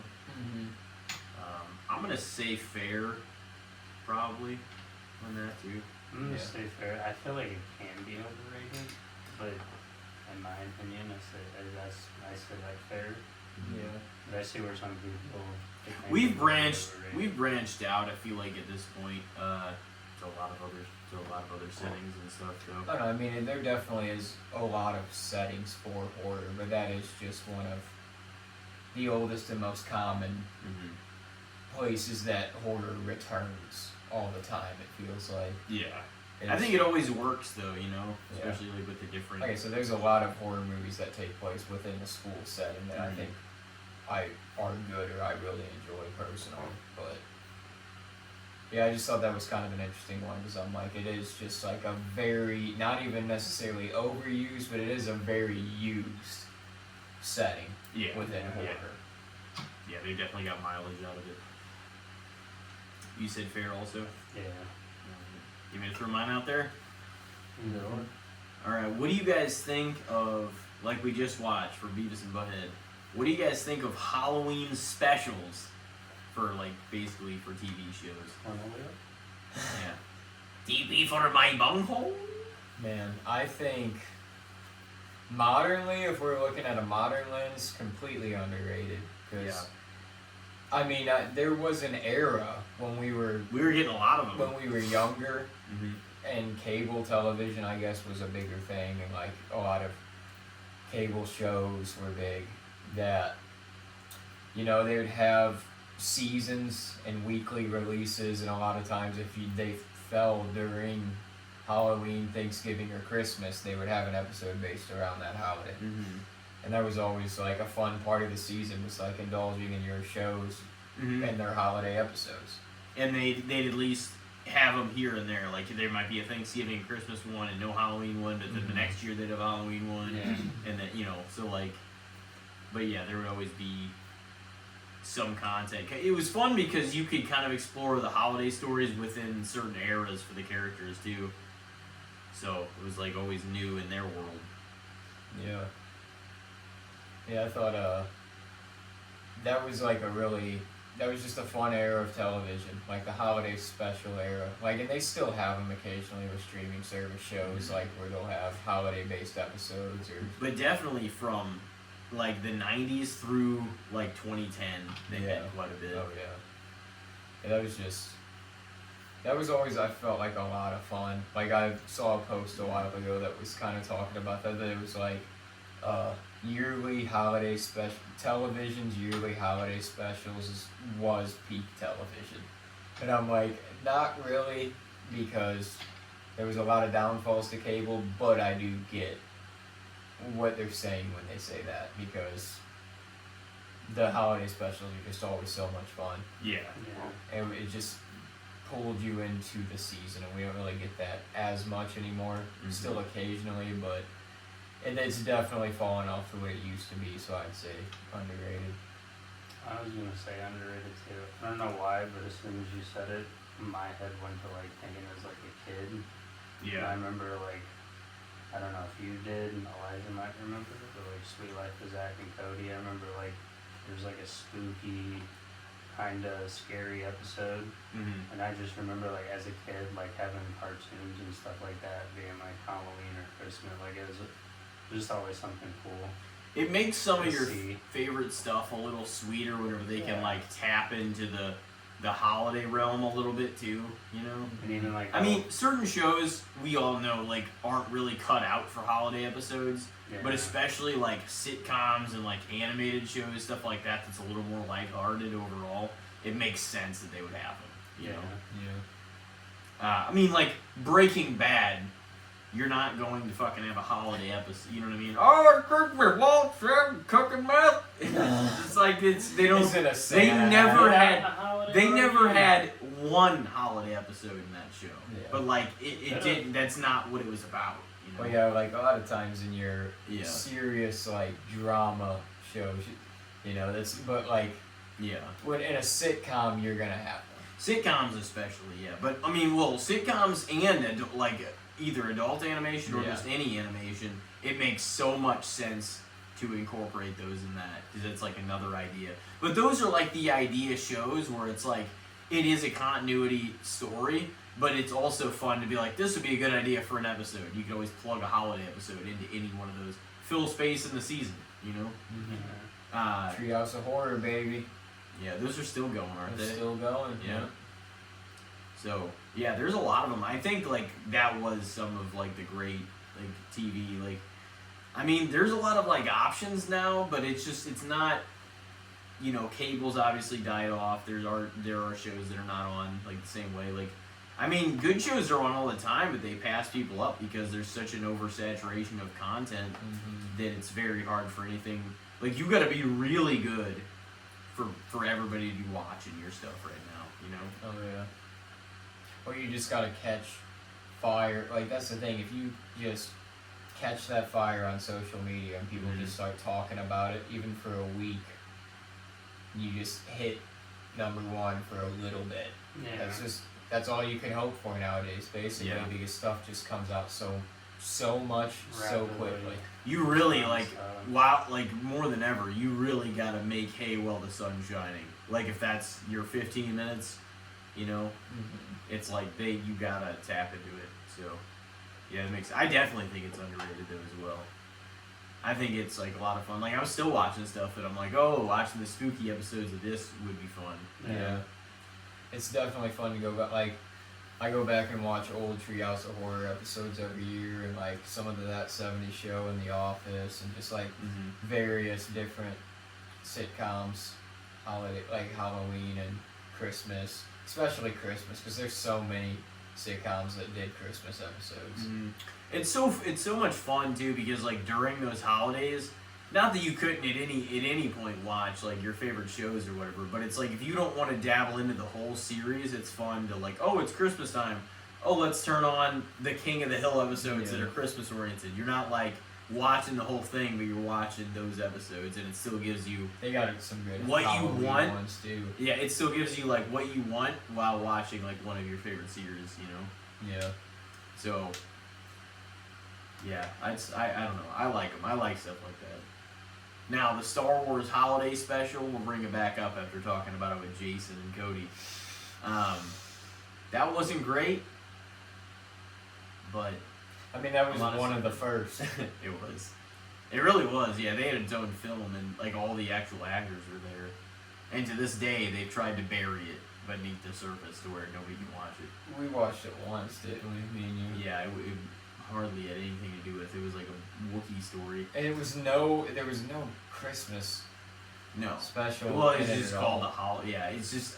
I don't know. I mean, I guess it was. it like, was it the was the year holiday. after A New Hope came out. So it was like it was 78. It was released in 1978. That year has came up over and over and over and over again in Yeah, recent days. mainly with serial killers. Crazy. So it was a big serial killer year. Well, you know, but also horror movies and everything else too. Yeah. Halloween came out that year. How many years ago did you say it was? Halloween? Yeah, isn't it? Well, if it was 78, then that would have been 47 years ago, right? Yeah, you said it was today though. Today, Halloween, how the original 1978 one was released. Yeah, today, October 25th. It's crazy to think about, like watching that movie. Yeah, just when it was originally released. Yeah.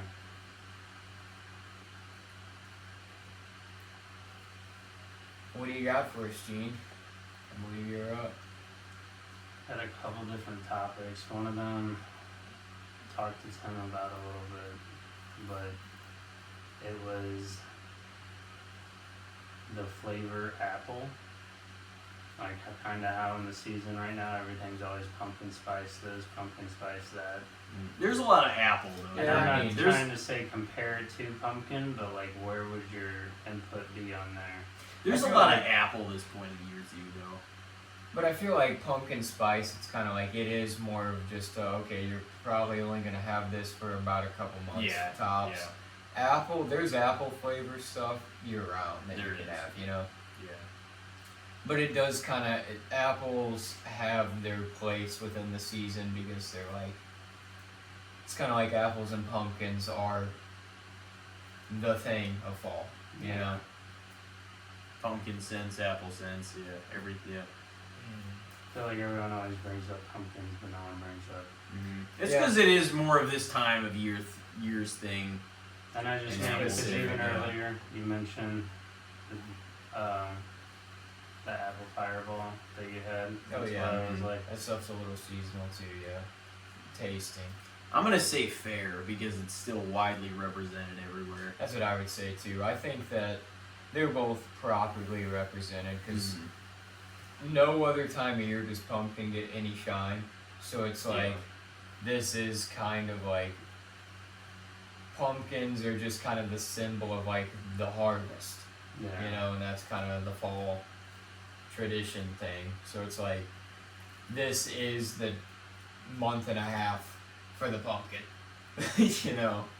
And apple kind of like it has its place throughout the year, but it definitely has Especially a little like the bit of a holidays. spike within the season. Because people eat pumpkin pie through Christmas and all that stuff. I mean, really whenever, but like especially like the last Oh, it's fourth, fantastic. Right? especially the last fourth of the year, pumpkins are everywhere still. Pumpkin Yeah. pie is November, fantastic December. during the holidays. So Yeah, I would say fair for apple. yeah, Those are apples in the it's gonna season. be a fair for me, pal. Have you ever actually bobbed for apples? Anybody? I think didn't they make us do that in like not high school, but school? Like when we were kids. I don't know. I feel I like they remember wouldn't some- actually make us do that because I remember them making Well, not us like. make us do it, but there was like some inside assembly thing, and that was like something you could have went up and done. I feel like that was some option. I remember them making us eat this stuff on a string. You remember that? Like they'd have like a little donut on a string and you had to try to eat it. Yeah. That was ridiculous. I'm like, why would you make us just look like such fools? You know? I don't want to do that in front of everybody. Everybody's watching me do this.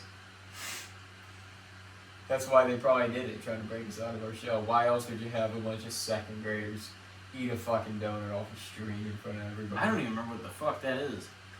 I don't know what it was either. I On a just remember that string. shit traumatizing me, I guess. What was it doing? Flapping on the No, ground? it was like the little powdered donut, and they tied it to like, you know what I'm talking. They tied it to like this little. It was like this, like a miniature looking swing set with like Yeah. a wooden bar, and they tied these strings off of it, Mhm. and there were donuts, and you had to try to eat the donut off the string faster than the people you were competing against. There was like 3 or 4 people. It was some kind of fun day that we had in the class, but I'm like, this ain't fun. And just let me eat the donuts. Looking back on it, yeah, just hand me the donut. I'll pass on the string.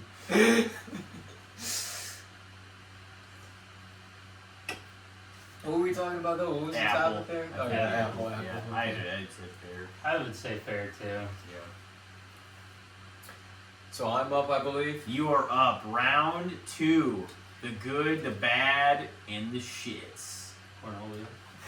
Well, then, For my bunghole? this one's a little bit off topic of what we've been on all night. It's alright. I figure you guys are the people to ask for this. You are working within the stores still, the store systems. I had my time there as well. Now I'm on the outside as a customer. Placing pickup orders or drive up orders depending on where you work. So what do you think about just pickup or drive up services as a whole? Do you feel like it's more of a just overall pain in the ass for the store, or do you feel like it's an actual convenient service that more people should use? I don't work that department, but I've like dabbled in it, and I know it can be a pain. I feel like it's kind of overrated, but at the same time, I feel like as a society in general, it's kind of fair. You have people that don't have time to go out and shop, or people that can't go out and shop, and it's more convenient and easier for them, or people who have like kids just can roll up, get their stuff and go instead of making it a whole ordeal or hassle. So I feel like it could be anywhere, but me working or being in the vicinity of it, I would still say fair, as much as I would want to say overrated, I don't think I could say it would be that, because I feel like as much as I personally don't like it, I feel like it's a lot helpful for a lot of people in society. Yeah. I mean, I feel like if, as a store worker too, like if more people use that service and there was less people in the store all the time, and you just had more workers picking orders, it might overall be easier. It is, but at the same time, it isn't. I'm particularly not one that does it, but like I know, like say, I don't know how it works where you're at, but like I know, for instance, like say if I'm going through beef, we're out of Cool Ranch Doritos, alright, and then you substitute. So what would Elijah want here? I'm just gonna grab the regular Dorito. Like that's the stuff that I don't really like as a substitute and all that. Mm-hmm. And I feel like sometimes when you go to do it online, you're not always going to guarantee get what you want. Yeah, That's what kind of sucks No, about that's it. what But at the happens same sometimes. time, yeah. I feel like it also helps not being overcrowded during a lot of the times throughout the days. Holidays, it's always going to be kind of crappy no matter what anyway. But I feel like it makes it more flow out for everyone working and shopping. I've never really had to be in that department or anything either, like, is what I would say. Actually doing the shopping or the picking up the order, like that kind of thing, like, or like, I guess getting the orders to them. I've gotten like the Instacart order delivery to your house, which I think that makes a lot of sense, because then you literally don't even have to leave and do anything. And it's like, if you're already having to keep up with whatever the shopper has to say or substitute or not, it's like, I would rather him just bring it to me. Then I don't have to fucking move a muscle. You know what I mean? Because what I would say is, like, overall, I probably agree that it is fair. But one of the other annoying things would be, like, people that aren't even getting that many things. And, like, I kind of see, like, where, because I know if you're going, like, grocery shopping, you're probably going to get, like, quite a bit, and pick it up. But, like, especially the people that are, like, they get so fucking rattled and impatient. Oh, it's like, dude, you've got, like, 2 things. Fucking get your ass up and go get it, rather than wait, how long is this going to take? Fuck, you've already been in here way longer than it would have taken to go grab the shit and go up front. So, like, there are a lot of occasions where the customer, and I'm not sorry, you look dumb as fuck for coming in and doing a pickup order for, like, a few fucking things. Like a goof. Whenever you could just go run around. There is no defense for that. Like, literally don't do it if you're going to do that. Like, it's one thing if you know what you want to get and then whatever, but it's like, to be extremely impatient or, I don't have time. It's like, then why didn't you get your ass done? Or actually, I don't know, if you really don't have time for it, get it fucking delivered to your house. Then you don't have to move a muscle. How much, like, easier is that? Way easier. You pay an extra fee. You don't actually have to pay anything. Well, no, for that's, pickup. I know, but that's true, but it's all about the convenience. That's your money See, for I it. also feel like that's not fair to people that actually use it. That's actually helpful. Compared to like people like. But I see what he's saying too, because like, for me, if I did seeing people in drive up, some people would actually come in and only get like 2 things. And It's like, why so. would you do If a you're not drive up honestly for this? getting at least It should be a double 20 digit order minimum. Yeah, I was gonna It say really should be. it should be it should be it quite might, a few things. it might at be least. in the future with how, because I feel like that's kind of growing overall.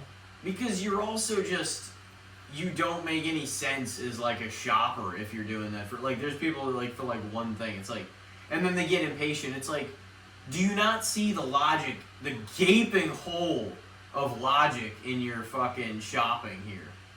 You could get your ass up and just go grab it and then check out, rather than be impatient and act like a dick waiting for people to grab your one thing, your 3 things, your whatever. It's like, Yeah, it's just that's so, it's so like ignorant of like the time that people have to do it. It's just like, get your bitch ass up, and if you're gonna come in here, actually order an adequate amount of things that makes you realize it. Otherwise, why would you not get it delivered to your house, A, or at least just get it delivered to your car from inside? Like, it makes no sense if you're gonna go through all this to come in the store, which you would have to do anyway, to be impatient and be like, oh fuck, this taking forever. It makes no sense to do that if you're not gonna get like a bunch of stuff and for it to be. I could be wrong, but I don't even know if ours is like inside. I It's think just it's all outside. it's so obliviously noticeable how dumb it is to me from seeing it from that perspective on what people do, like getting their stuff. It's just I'm like, and especially complaining, like it just doesn't make sense to me. We had a dude, I think I've told this story on here before. We had a guy, whenever I worked there, because it was during kind of like COVID and stuff too. We had a dude that would come through during drive up, and nobody, I wouldn't blast him probably out on this anyways, not that he'd ever hear it, but like, I don't even remember his name, but no, whenever he popped up on the screen, nobody ever wanted to run his stuff out, because he was always a pain. And like, if he saw you touch an item of it, like it could be a box of cereal, he'd be like, oh, I want a new one. And he'd make you like go back in and replace the shit. And it's like, you realize that people picked this shit off the shelf. Yeah. And it had to like put it in bags and stuff. Like this stuff's been touched. Could have been on the floor, could have been under the shelf, could have been... This stuff got shipped here. People touched all over it then too. Like, oh yeah. just Yeah, no, that aspect of the drive up thing, I did have a certain opinion about because I formed one after seeing like. And so and that many too. people If you thinking got a that, problem though. with that, It's come in so and grab your obnoxious. own stuff. If you don't want people touching your Yeah, stuff. no, 100%. And I can't... It's just for, like, it's just such a gaping hole of common sense with these people that do this shit. I don't by any means think that the concept, like what you said, is you're like, I want to stay overrated. That's kind of how I feel. But I'm like, I can't because I'm like, it also, like, I think with those situations, it's 1,000% overrated. But like, the concept of there being a pickup order or a drive up order available isn't overrated. You know what I mean? But I do think people's, like I said, gaping logic, and you know, like I know you do it sometimes, but it's like, you know, you see what I'm saying with that, right? Oh, yeah, like but how whenever people are I like, do it, I do it's so- like a yeah. full-on order. but it's so dumb, especially whenever you know that you coming in and grabbing the shit is gonna be so much quicker. Yeah, maybe you don't want the inconvenience, but it's so silly to be. I mean, yeah, if complaining you're grabbing about it. two things, it could be quicker. If And you're I've doing, seen like, it a all the full-on- fucking time. How does it Yeah. work at Target? Do you guys have like? Do they have like? Big There's like a cartridge drive or- up. Some people are just doing it for like a few things, like literally, and then some people actually get like a cart full of stuff. We roll around like I think it's 6 or 8, like the baskets or whatever. But even as and I can't speak because I've never actually got to do that, but I feel like it would irritate a worker just to be like, okay, I have an order for Elijah, Tim, and Tyler. Okay, well Elijah just wants chapstick and hand lotion, and that's taking up all this space in this one basket, and then you're running not just back and forth, but you're also doing all this, and then you got to go dump it off, and then go back out. So just to fill up like a basket with like 2 little tiny things, Yeah. I feel like Yeah, I no, feel like it's that would dumb. annoy me, but like I said, at the same time, I don't know initially how it all works. What would annoy me too is I would be in an area whenever I was like over there that I would get the questions and yet I wouldn't be a drive up person. You know what I mean? So like that would be really fucking annoying too, and that's whenever I got really tired of the of the drive up stuff. And then like asking those questions and stuff because I'm like, I'm not even over here, I'm not even this person. But if nobody's coming out, they're looking to you to provide an answer or to see if you can get someone. And it just, that kind of stuff was frustrating too. Because it was all tied to something you couldn't really control. Yeah. And so like, I can't tell whether they're going to come out or whatever. And but a lot of times I started forming that opinion too. But I've always been a DIY person anyway. I'm like, oh, okay. I'm like, if nobody's going to do this or this, I'm like, I'll person. fucking... That's a much DIY. different kind of person. Well, no, I said DIY, but I said it backwards, DIY. But no, it's like, if you're going to do it, it just doesn't, I don't know, it's just so stupid to me. Like, it's just, I'm going to come here, Why would you come here if not to do the least as possible Yeah. to get your shit? No, I Not get even that. come in the store. Like it's fucking beyond me why people I think feel the like, way they think like about I these said, things. it can be anywhere from underrated to overrated. That's why I'm gonna say fair. 'Cause Yeah. you have also, there's like, at least where I'm at, there's a whole section of people that have a job doing that, and then also Mhm. like how there's DoorDash and stuff. Those are the people that, I don't know if we have our own drivers now. I think they were Like going an to do something Instacart. like that. Yeah, but like Instacart. I know someone who used to work there that doesn't work there anymore, and that's what he's doing now is Instacart. Mm-hmm. And he's out there in his shorts and a t-shirt every day, and he's like, oh, I'm liking it. He's like, so it's almost like just being a delivery driver. Yeah. Yeah, I think being able to do it is cool, but it opens that up, certain like- section of people that do that and then expect just instant fucking payoff for their I'm gonna pick this up. It It's opens up a lot more opportunities and jobs for people, and it Mhm. also, like, I feel like kind of help. I mean, well, it's very stressful probably on the businesses, but it also helps, and it also probably helps raise sales, but it helps like fluctuate throughout the store because there's less people. Yeah. Besides holidays, it's always chaotic, but. I just think if you have time to come in the store and do that, you have time to fucking just go around and get your shit. No, I definitely agree It's so that there goofy. are people out there, for instance, there could be like, say, a single mom with like 4 kids or a single dad, and like just to order something, That that'd be makes- way easier. Yeah. But then you probably have that guy who's just sitting there and they're like, you know what? I want some, I'm feeling like some chili and just orders like 3-4 things, gets it delivered. Mhm. I feel like that's, Well, if you get it delivered, that's fine. But like, well, yeah, if coming you're getting it in delivered. and going through But the I feel like exact it's same so- steps you would Yeah. if you didn't do See, that is doesn't fucking make dumb. that doesn't make as much sense to me. I would I will understand, never not think that. I would But understand now, again after if you have seeing like kids or siblings or Mhm. someone with you, like I get that. But if you're like by yourself and you're literally I've seen them by themselves all the time and they still do it. It's like, just, that doesn't make sense No. to me because that no, 0 out of 10 in the sensible common sense 0 fucking out of 10. department. because I like to go around and like maybe I'm like you're walking by, oh shoot, I'm out of this, Yeah, and at that point you're on your way home and you're like, oh, well, I could have got that. that chunk, however big or little the percentage is that does that though, you know what I mean now. Obviously, annoy the fuck out of me. But yeah, I think all the options are cool. It's cool that you can do drive up, in store order, or get it delivered, and like all those options are available. But Yeah. like I said, Should whenever be you a can, 20 item minimum though if yeah. you can do I the think pickup. I think I if feel you're like gonna do a Or pickup, delivery. it needs to be for it to be worth the store's time. It needs to be worth it. I feel like it's I mean, eventually yeah. gonna be an item thing or probably a price thing if it's not already. I I mean, feel not like it might- necessarily a delivery, I guess. Delivery, because you can, it's kind of because you can order certain things on the Walmart or Target app, like, that isn't a grocery item, you know, necessarily, and you don't have to have a Walmart or Target kind of person deliver it then. Yeah. You know, that can just come in the mail or whatever. What were you saying, Gene? I don't remember what I was listening to you.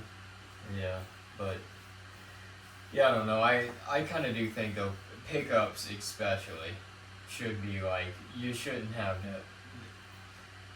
do a 3 item pickup.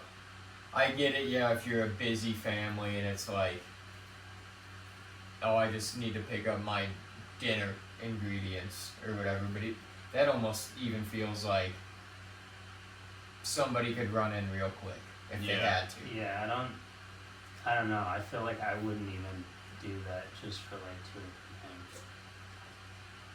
Like, I mean, I work there, so I obviously can just grab as I'm heading Mhm. out or whatever. But I'm like, I don't see why you would go there. I would like just go in at that point. Mm. There might be something else, something new. We're assuming these people actually are thinking logically. I bet it's the And same they person. aren't. Remember that person that cut you off today? That black car? Yeah. They're that type of person. Well, I'm sure half a fucking brainstem, a stick up their ass. I'm sure. Yeah, we had this car pull out in front of us all on our way back over. Just slammed on our brakes. They're just like, Yeah, well, I would You rather probably- most of these motherfuckers. He probably got set off by it, didn't he? It wasn't really too bad. It wasn't as bad as some days, but you know, we also came from your place, and I was like kind of chilled up, and I was just ready to get back.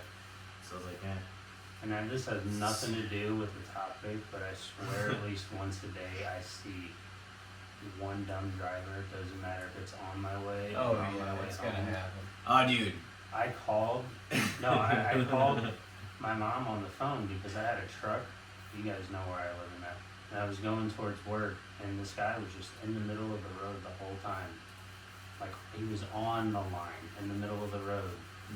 And then anytime there was a left lane, he'd get in the left lane, wouldn't blinker, and then just swerve right into the back of the right lane. Swerving the whole way, had metal in the back of his truck. I got up super close. All I saw was an American flag. There was no license plate or nothing. And I was like, I don't know if I should call. I don't know if I should do it. But like, he turned off like once he got into town. And I was like, hopefully that person's going and stopping. Yeah, I Like, can't that's stand the that. stuff that like is very dangerous and scary because like I feel comfortable and in control when I drive, and I feel like safe with certain people, but I feel like it just takes one dumb person. Oh yeah, that's what I always think too. Like, I might feel. It's one thing to feel in control of your own vehicle, like you're like, oh, I got this behind the wheel, but I'm always like head on a swivel, especially if I have a car next to me and shit like that. I don't trust anybody else, Yeah. pretty much. I'm like, all the time, like, don't fucking sideswipe me or See, that's veer what he into was me talking or- about, like the Yeah, car no. being side by side, and I was telling him like, you know how like 55 has like the construction stuff going on. You know, like Oh the, yeah. what are they even called? Like the cinder block walls almost. That Oh you gotta yeah, drive that through. shit's rough. Like that gives me like anxiety. That's like You feel so going in- contained. Yeah, and, I like, feel like a train going in a tunnel, but it's like there's no more margin for intense. error. And you're going quick. And yeah, and that's yeah, what I all told him. I'm around, like, yeah. if you hit one little pebble, I'm like, if a turtle somehow got out here, this is gonna cause a whole like 50 car pile Well, up. my dad Yeah. even said, because like I had to go down that way for like a surprise birthday party and stuff the other week, and for like family and whatnot. My dad was like, I would get off at like Peebly before you go through Festus and stuff. He's like, 'cause people are having accidents and stuff all through there, and I'm glad I did that day too, because it was like pouring rain and shit. I'm like, Yeah. I'm not trying to deal with this 2-lane cinder block bullshit with 18-wheelers when it's fucking pouring Yeah. rain.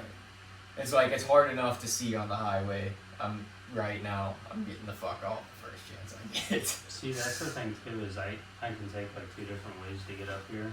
Mm-hmm. I mean, most of us can. It's either M or 55. Or I normally like taking 55 just because I like the straight stretch highway. There's not a lot of bumps in that. But like now with all the construction, I'm like, I don't want to go through that in the middle of the night. Yeah. Because I'm like, it sounds scary, but like any animal or anything could be there in 1 second. I have nowhere to turn, nothing to do besides whatever Oh, yeah. happens. Living out there, you don't know, an animal could just step out at any time. Yeah. I have Especially not- late at night. I have not really went too south like much over the past couple months. But the times like over summer before that I like was going that way, I was just like, oh my god, like it's just so narrow. And like one thing like in life, like I just can't be. I just despise feeling like is that I'm like restricted and like contained, and I have to abide by these guardrails with anything. I fucking hate that. Hate it.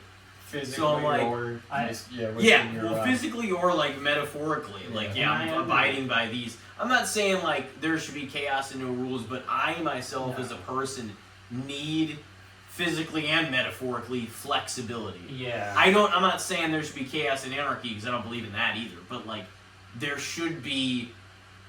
I hate feeling like I can't stretch beyond my, you know what I'm saying, I don't my know. like lane necessarily. Maybe, do they, this is probably dumb, because I probably should know it, because I drive.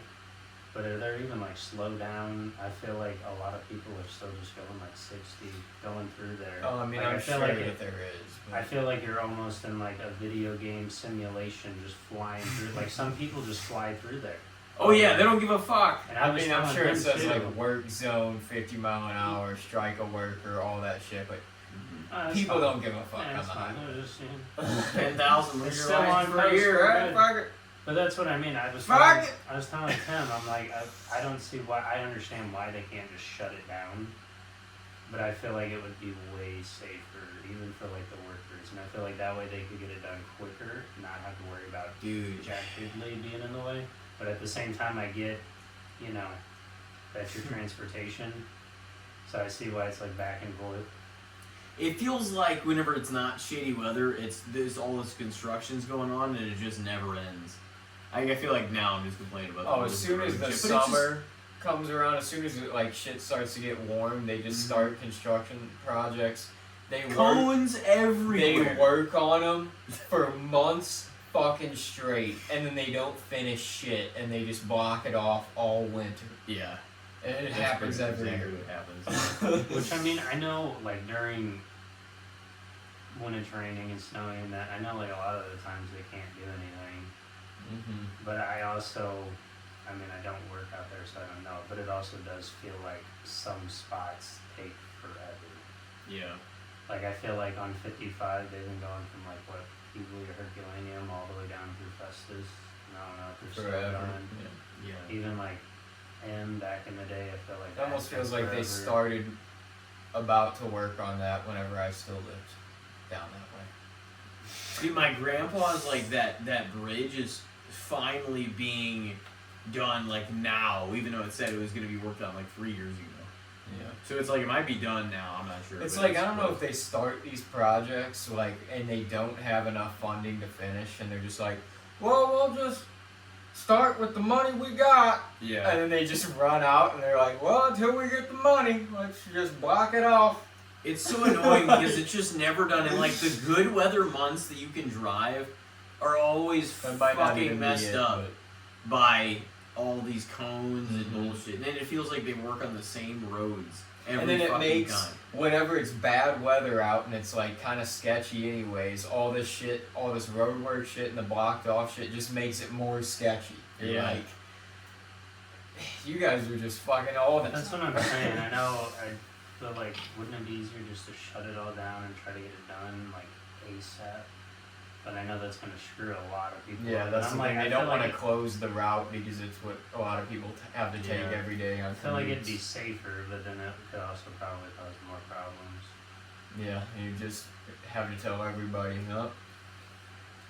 You better turn your clocks back 15 minutes. You're gonna take 61 all the way down to whatever, and, or 21. It would just create like twice as much traffic on another road too. It's like Yeah. We go I'm from glad I don't have to do that. I Or don't have to take a everybody major would be- highway to go anywhere, really. I mean, not anywhere, but I have to go somewhere like South City. from online grocery orders to cones and guardrails. Did we answer for the? And you, what else? You guys listen favorite? Okay, Mongolia. is it my turn? Yep. All right. Well, next up, this one I thought of maybe the other day.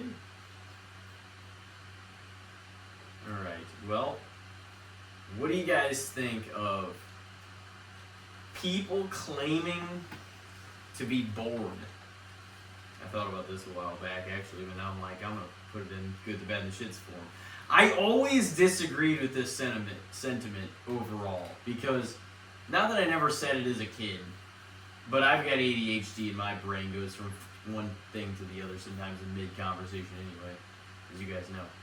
But I just think that says more about, and I really don't care who I'm offending saying this out there, like, because that says more about your dull personality than it does about whatever situation you find boring.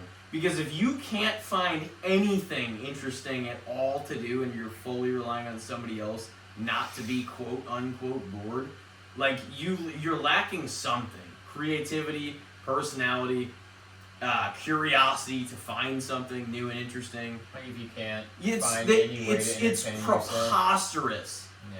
to insinuate ever that you're bored with the countless millions and fucking trillions of Well, things especially that you could modernly. do in today's life. And we're not even talking about the millions of things that you could watch or consume or listen to. You could go do something. You could, fuck, you could sleep. There's always so much stuff to look into, to learn, to be entertained by, to go do. Work on yourself, your body, your habits, develop a plan. Like, there's no reason you should really ever. And I'm not saying sometimes like, oh, you're waiting on something. Like, say you're at an appointment and you got an hour to kill, and you're like, oh fuck, I'm waiting. Like, I get like you saying like, oh, it's Yeah. kind of hard to fill the time in that time, but you're doing something. But insinuating that you're walking around like, oh, there's just nothing to do. I'm just bored. I need to bug somebody and make them entertain me.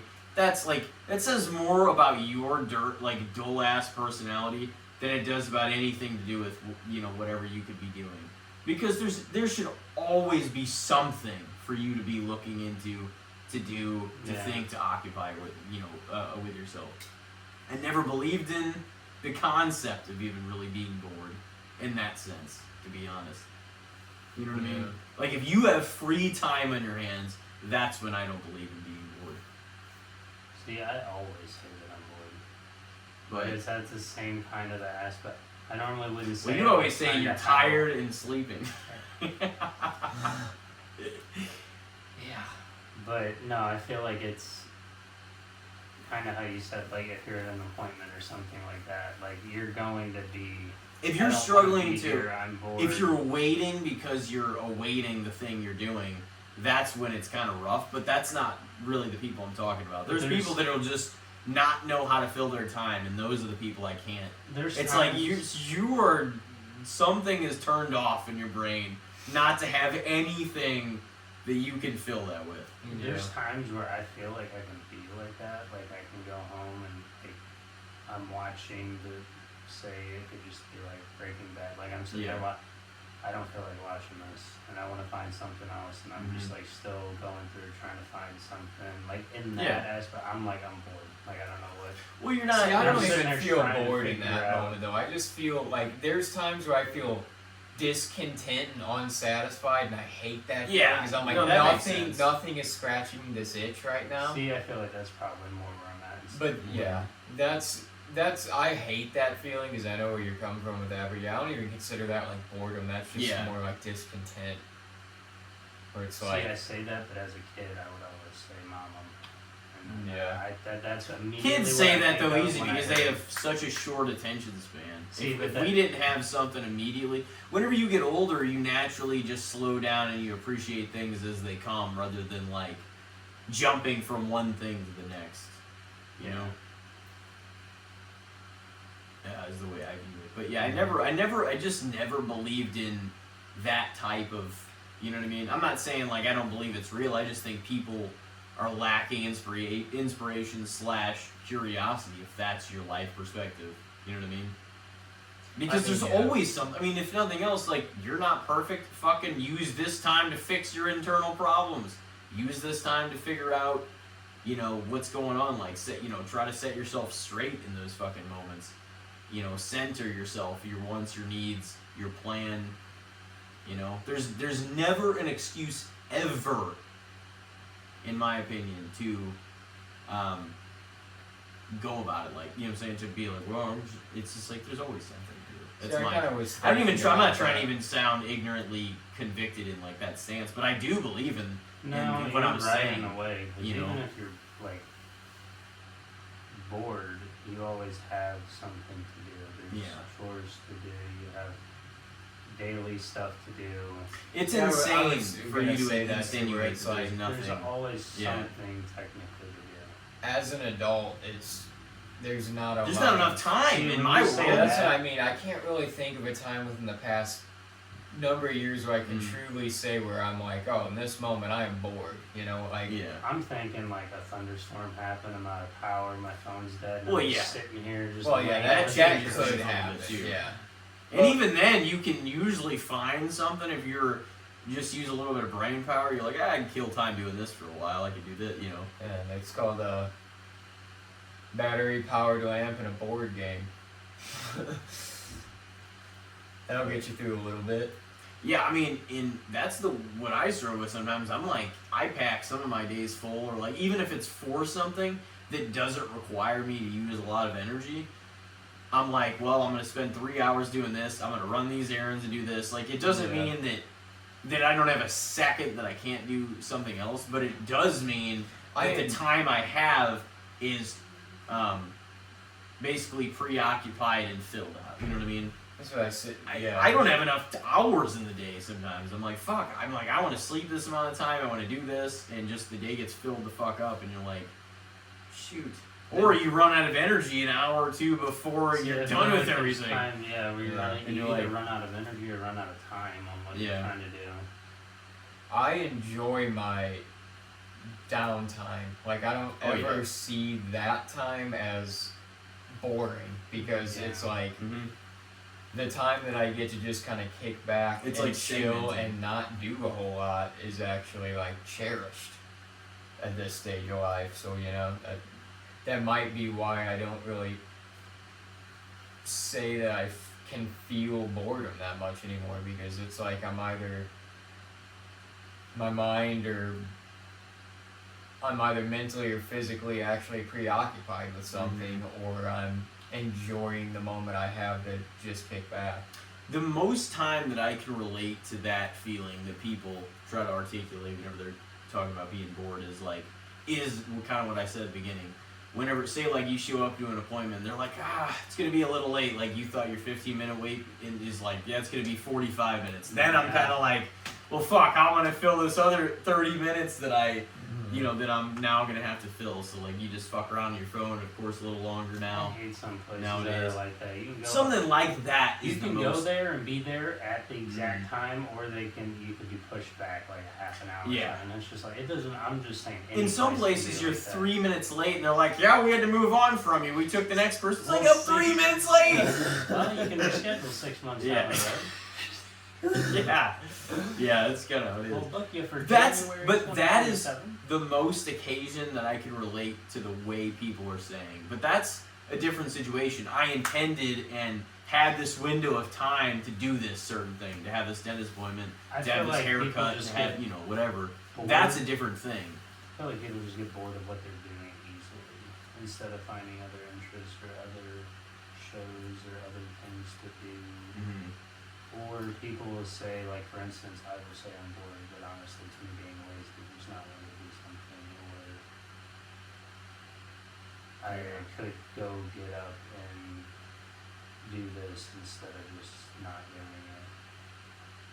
See, it's kind of staggered for me. Like, even if I'm doing something I always do, like, I'll introduce something else or watch something new or do, just kind of always be, like, introducing newer, fresher things to do as I'm, like, going along. Or if I'm like, hey, I haven't heard from these people in a while, and then it's not necessarily boredom, but I'm like, I haven't talked to so-and-so in a few months, and then I'll, like, just text a few different people within, like, a little time, and it's never, like, planned, but you have a little extra downtime in your hands, and then that kind of starts other conversations, and you kind of, you just are able to interweave everybody throughout your day and stuff. So, like, sometimes I'll do that, and, like, that's not even necessarily boredom, because I know that those conversations will probably end up going somewhere, and we'll end up hanging out or making a plan or whatever. So, yeah, I don't know. I never really bought in. I think I stand by kind of like what I said earlier. I think it says more about you than it says about anything to do with life not being interesting. Yeah, I don't think over the age of 21 you should probably be saying you're bored very much. I mean, once you become like an adult and kind of take on more responsibility and kind of have to financially or just whatever kind of weight you take on as an adult, it's gonna happen. Like, once you feel that, you probably shouldn't feel a whole lot of boredom. Yeah. Honestly, that is true. Once you have some responsibility on your plate, it's kind of asinine to kind of pretend like you have enough free time in your hands to be this careless. Like it's just like you. I guess I don't know if that was exactly the way I meant to say that, but you know kind of what I mean. It's like if you have actual responsibility in your hands, you should be definitely orienting your time towards your cherish priorities that downtime. and the downtime that you do get. Yeah. You know. So, would you guys say about that? I'd probably say overrated, especially after like adults. Yeah, just depending on like the age range, it would be overrated because it's. I think it's always probably I feel overrated, but like it's certainly overrated It in adults. depends Yeah. where you're at in in life, I guess, not just based on like age wise, but it could be it could vary. But I see like how it's more overrated because there's always something to do. Yeah. You Well, and- necessarily shouldn't be bored and like I'm thinking it more as not now, but me being as a kid, but like there's so many things to do. See, in this I will give. I'm not going to say under no circumstances. I mean, I fully believe it's overrated as an adult, or maybe even earlier than 21. Certainly, like this is what I would say, especially once you can get your license and/or after that. It's another thing whenever you're 12 and you have to go to with your parents somewhere. Say it's relatives or people you don't know, and they're like, "Oh, we're gonna hang out here for 6 hours." Then you're like looking for things to do. Then you're really bored because you're like, "How the fuck do I fill the next few hours?" So I mean, And as you a kid, can't you really leave, can't. you can't Yeah. drive, you can't, you know what I mean? Then you are stuck. Going around And so it's looking kind of for like, cool rocks or sticks. but even then, it's never underrated. It's just fair because it's just, well, if Yeah. you're dealing with this, you can't drive, you can't go anywhere, you're along for the ride. Yeah. Tough luck. It's But what it's you gotta like- do. But you still, you have to figure out a way to occupy yourself. But then in that situation, especially when you don't have another option as a kid, then I totally understand that. Kids nowadays just fucking get on their iPad and watch Yeah. some shit. Yeah. But certainly in today's age, the 21st century, let alone 2025, there's no excuse to ever be saying that. Like, Yeah. there's really not.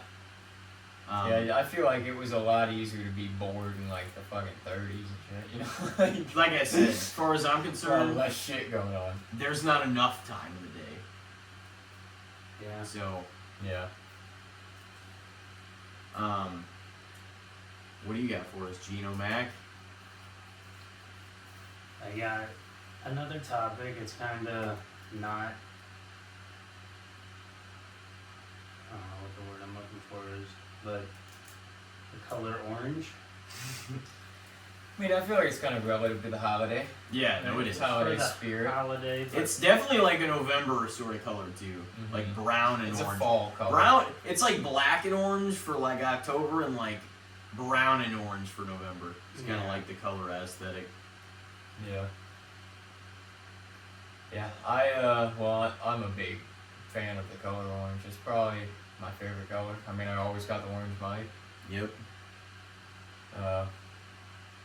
I don't know. I feel like it probably is one of the more underrated colors, if we really think about on the spectrum of like all the different colors. Yeah. and people's favorites. You know, Yeah. you hear a lot of blues and reds and greens and purples. I feel like that's what I hear the most of is those.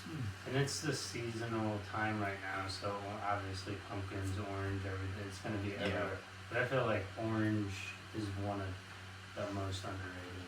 I would say it's underrated also. Yeah, it's I feel like red, blue, green, Purple. purple, and pink. Yeah. Like all of them are up there, and then you think of like yellow or orange. I would say yellow's probably still over orange, but I'm like, Yellow is supposedly the happy color too, and like nobody says it's their favorite. well, I mean, it's because it very much so as they call it that pops. It's like Yeah. very Yeah. bright. But that is kind of ironic though, because it is considered like that is the color for joy typically, and like almost no one says it's their favorite color. There's a section, of course, of people who will, but Mhm. it's not nearly as prevalent as like people saying purple, blue, red. You know, Green. crazy. I mean, a lot of people will just tell you like whether you want to say black or white's not a color. I mean, they really are a color, but they're like because they're always in with other ones. But they're kind of like a base color too, and the spectrum, black over here and like whites over here, and you know what I mean. Everything else is everything else. But how many of those colors get their but fucking specific time of the There's year? 1,000 people. I mean, black is 1,000% the most prevalent color for October. I would say. I mean, other than Fuck no, oranges. But I know. I mean, if 1 month out of the year is the black month, it's October. It's the dark fucking month. Yeah. So it's like, you know. But I feel like there's a lot of orange association with this month and this time. No, of there year. is. But even if orange was applied to another month and black was this month's, it would be like probably one of the summer months, like June or something. Christmas, you have red and green, you have pink for Valentine's. I mean, you got orange in November too, like you said. Yeah, A lot of yeah, orange it's and brown. brown. May is the yellow month. That's fitting. Yeah. But yeah, I feel like this time of the year, it's the orange time of the year Yeah. and the black time of the year. But Yeah. Yeah, I would probably say that is what's funny about that is it's only the second time ever a color's been said on the good, the bad, and the shits, and the only other time was the very first time we did the segment. It was one of the very first topics ever. so it's fitting that it gets brought back in the 200s with Geno Mack on the Halloween episode. Yep. No, I just feel like it's definitely. What's your favorite color? My favorite? Mm-hmm. I feel like I change mine, and if I ask people, they would say it's different from what mine is. I feel like everyone would pinpoint and say mine would be red, but I always go with blue. Mm. Mine's blue too, but if you want to be like specific and not just like blue, it'd be royal blue. Yeah. I also have always liked lime green a lot.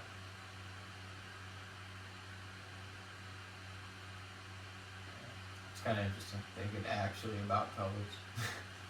They make up that's why we learn colors and numbers, and then you realize, oh wow, this is literally how life See, is separated, like by as- all these different descriptions of things. I got older, I liked more of the darker blue, but as a kid, I don't know why I was obsessed with like cyan blue, like neon blue, like it was just, I guess it was more the appealing yellow, like the pop color or whatever, Mhm. just popped out at you.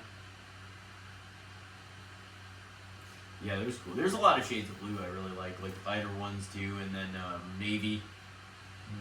But yeah, royal blue. I think hot pink is pretty cool. Yeah, that's a good one. Oh man, do we have any more? What are we gonna do here? I don't. Ooh, you got another one, Elijah? I mean, I can throw just kind of a quick. Yeah, one let's just do a impromptu round here. Why This not? one's a little bit off the wall. I don't really know what kind of answer you could really have for this. It was sort of brought up in a previous episode with some of the foreign horror movies, but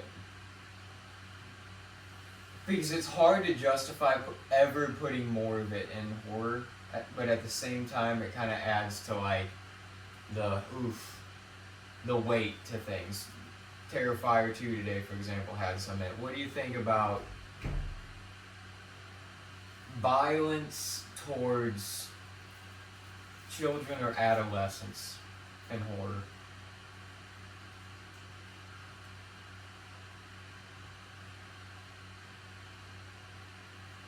Yeah, that's true. I mean, they don't usually. I mean, I guess some of the slashers only- rip up some of the teenagers and stuff, and they go like to Teenagers, Camp Crystal but Lake. Yeah. There is a scene, didn't Art kill the kids upstairs? Did he slash Jonathan a few times? Well, he beat up Jonathan pretty Yeah. good, and he was like Well, 12. no, I know, but wasn't it in one? Didn't he kill the kids upstairs? Or He wasn't might it have. in? No, that was in 3. He killed the kids No, upstairs. not one. What was the one before one? The one that I killed. All Hallows Eve. Wasn't it in there? Because didn't she go upstairs and then? I know he killed them in 3 at the beginning. He killed some kids. But I'm like, that to me was unexpected, just because it's not like in almost anything else. Hmm. But I mean, it's also at the same time too, like majority of like on the Chucky TV show, like they're still kids. And then, like, some foreign horror movies, they definitely do a little more, like, Bring Her Back that came out this year. That was Australian, and there was some like children shit in there. I mean, I don't want to Medieval sound. birds. I mean, listen, I I'm don't- not gonna say underrated, but like the thing is, to me, I think it's probably. And it's funny because it doesn't come across as like a good answer to answer it like this. I know, Like violence towards. It's but, hard like, to answer. The thing really. is kids and adolescents, especially in horror films, we're talking about a fictional world, obviously, but it's like, it's probably fair because they're vulnerable and you're gonna feel bad and you're gonna have sympathy and or empathy for them. Whereas like if they're too old and capable adults, you're not gonna really feel that bad if they get fucked up, and you know what I mean? Mhm. You're gonna feel empathy and sympathy towards like women and kids Yeah. in film and TV shows whenever stuff like that happens. Yeah. So it's like somewhat easy to relate to. But like a capable, like jacked adult, like if they get fucked up, you're not gonna feel that bad. You're gonna be like, oh fuck. You're gonna enjoy the Yeah, just some dude's like, yeah. I'll beat your ass, bro. You're like, this guy's gonna Well, get fucking. not ass. even if they're like a dick, but like if they're capable, you I don't mean, you feel don't gotta that be bad. a dick to be like, I'm Yeah. gonna whoop this dude's ass. But you don't have to be. Yeah, I was gonna say like you don't have to be that. You don't Yeah. have to feel that way because Just you're to like seem like they a- can defend a themselves. They're like capable dude. yeah, you're not gonna be. You're That's not what gonna makes have you that cheer for sort the of final empathy. girl too, is because you feel like the final girl is at a disadvantage a lot of times. Yeah. You know? Yeah. I don't like how. I'm gonna probably say fair though because, you know. I don't think it's I don't know. I'm not comparing it with like animals, but it's the same thing with like animals. It's not something that I don't want to see. A lot of people And I feel really like don't they're- like that stuff though, like kid violence or animal violence. and That's horror the thing. films, The thing they just is, don't want to there's see Most that. of the time, There's- yawning into the mic. I was gonna say most of the time they don't gear towards like it being like babies or anything too fucked no. up. Yeah, like they not never like really that, gear it. but- So like if it was that, I could see maybe that's kind of too far or whatever. But like most of the time when they have a chance to show that, they always end up not doing it or something happens to where they just don't ever show it or you know whatever. But like they have a certain line even in most of the cinema, like as far as they're gonna go. But then once you have that dickhead who's just been running his mouth all movie, and you know he's gonna go at some point. Yeah. You're waiting for it. Usually, Half the time, sometimes it's never as like satisfying as you'd hope. You're like, dude, this Yeah. guy should have He got got it off way. easy. worse some of the than times, this. like one of the loudmouth dudes like makes it towards like the tail end. And you're like, what the fuck? Like somehow after talking shit the whole movie, it's Yeah. it's They happening. usually get it though. But usually that Eventually. means there's more than one survivor. Yeah. Yeah. What So are you gonna would say about that? fair? Yeah. I would say fair. I mean, it's not something that I would like. I think of it as like animals. So it's not something. No, and you can't look at it because it's a movie. You're not. You Yeah. can't look at it like you're advocating towards fucking child abuse. But in I film, just you like know what at I the mean? same time, if you've seen like say Jason or Michael and they're running after this person and they walk by a dog or a kid, they're gonna keep going after that person. They're not gonna stop. But if it's someone like our age, he's gonna just turn and go whack real fast. Yeah. And just- There's just That's what I like that they do in the movies. I feel like there's gotta be a scene somewhere like that. I don't know if it's in Halloween or not. Where there's like any. he kills that like 15-year-old kid in 2018 one where when he's like Dad? Dad. Yeah, but that kid could have been 15 or 32. Like, He I don't know if he was that old. he seems like he could have been any fucking age. Who knows? I have one though for us. Throw this out there. I think you brought it up maybe earlier about how art doesn't really use a weapon or not, or a specific weapon. But how about this? I guess a horror character or slasher, however you want to phrase it, like Signature having weapon. with a signature weapon. Is it overrated, underrated, or fair? Do they have to have it? Of course, it's hard to imagine some of our favorite ones without a certain I think weapon. it's kind of underrated because Underrated, really. Okay. I don't know. I feel like it's kind of iconic with some of them. Mm, This is what I was mentioning earlier. Like once you hear a chainsaw, you're thinking Leatherface. yeah. And I feel like there's times where you could see an ad with like kitchenware. You could be cutting something in the kitchen. You could think of Michael Myers. Even with, the like, a knives big going kitchen knife. with Freddy, like you can. Or like you could walk in and just see like the whole. I'm gonna sound dumb for trying to think of the words. So help me out. The knife collection, the knife holder. We'll go with that. Where all the knives are, like you could just face running by to grab The one butcher real fast block? and just chase. Yeah, like there are many different circumstances. Then you have like Art who just has a trash bag full of like Gadgets and whatever his psychopath goodies. made. There was a board with forks and nails, and then there was a whip with like blades and knives on. Like it's weird and scary and unique, but like he doesn't have the signature to whatever. Like I said, the first time I was watching it, he pulled out a gun. That was something that I was not expecting out of kind of like a slut. Like you're expecting everyone to have a knife or a blade or use in their hand, and just out of nowhere just pulls a gun out. Yeah, that was wild. And that's not something that you would see like Michael Myers or Jason Oh or God, no. Pennywise use. Even though, have you guys ever seen any of the, I think it was like, in Africa, back whenever some horror movies were released in like the 70s and 80s, they made their own like movie posters for like some of these horror movies, and like they're hilarious because they're like painted posters, and like half the posters have nothing to do with the fucking film. Like, I mean, it's like the basic character, like Halloween, it's like Michael Myers, but he's like, he's like holding a head and like holding a chainsaw above his head, and like one picture, and then another one he's like squinting his eye in the mask and like shooting a sniper rifle and shit. It's like, what the fuck is this? Michael never did any of this shit. Halloween, Michael. But yeah. I think that like a signature weapon for a slasher is, I would probably say fair, because like, yeah, like Freddy's glove or like Jason's machete or Michael's Leatherface's butcher chainsaw.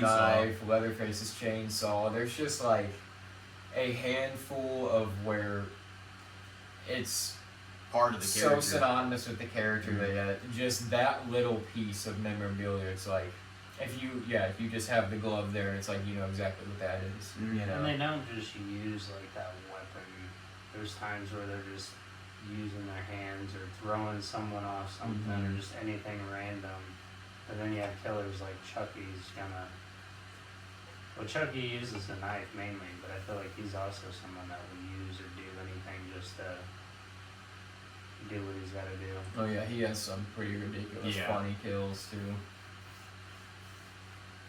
Pennywise got ways to kill you too. Yeah, not He all eats of them. people too. Not all of them really do have a signature weapon, so that's why I would say fair too, because it's not necessarily a requirement, but the ones that do have it, it's like very much a part of what that character is. Especially the 4 Mount Rushmore guys. They all got their shit. Yeah.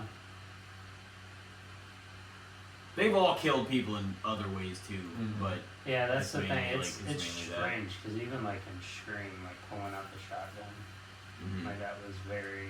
But It felt. I wasn't against it, but it felt very weird at first. It was very different, yeah. It's very unexpected. it brought like a different in Scream. You said, Yeah, yeah. that's what I'm saying. Like, what if Jason or Michael like, oh, we're gonna gang up on Michael, blah blah blah. What if he just pulled out a Tommy gun and mowed them all down right there in that scene? What was everyone's reaction in that theater gonna be? Yeah. That was kind of nuts though, Ghostface like doing that, but like since it's a person, you could almost see like somebody just It wasn't extra his. nutty is Yeah. fucking like using it. Yeah, no, It it wasn't his to begin with, Yeah, so I mean, yeah. I understand the circumstance at that point. Like just being like, we're gonna fucking mow these people down. The signature weapon. Wait, you said fair and you said underrated? Yeah, that's what I was gonna bring up earlier too. I was thinking about that. That was I jogged my memory and then I thought of our discussion earlier too.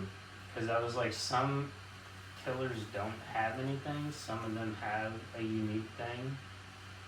But I feel like not even say Leatherface uses a chainsaw, but I feel like not 100% of the time they use their signature weapon. Mhm. Sometimes they just gotta do what they gotta do. Yeah.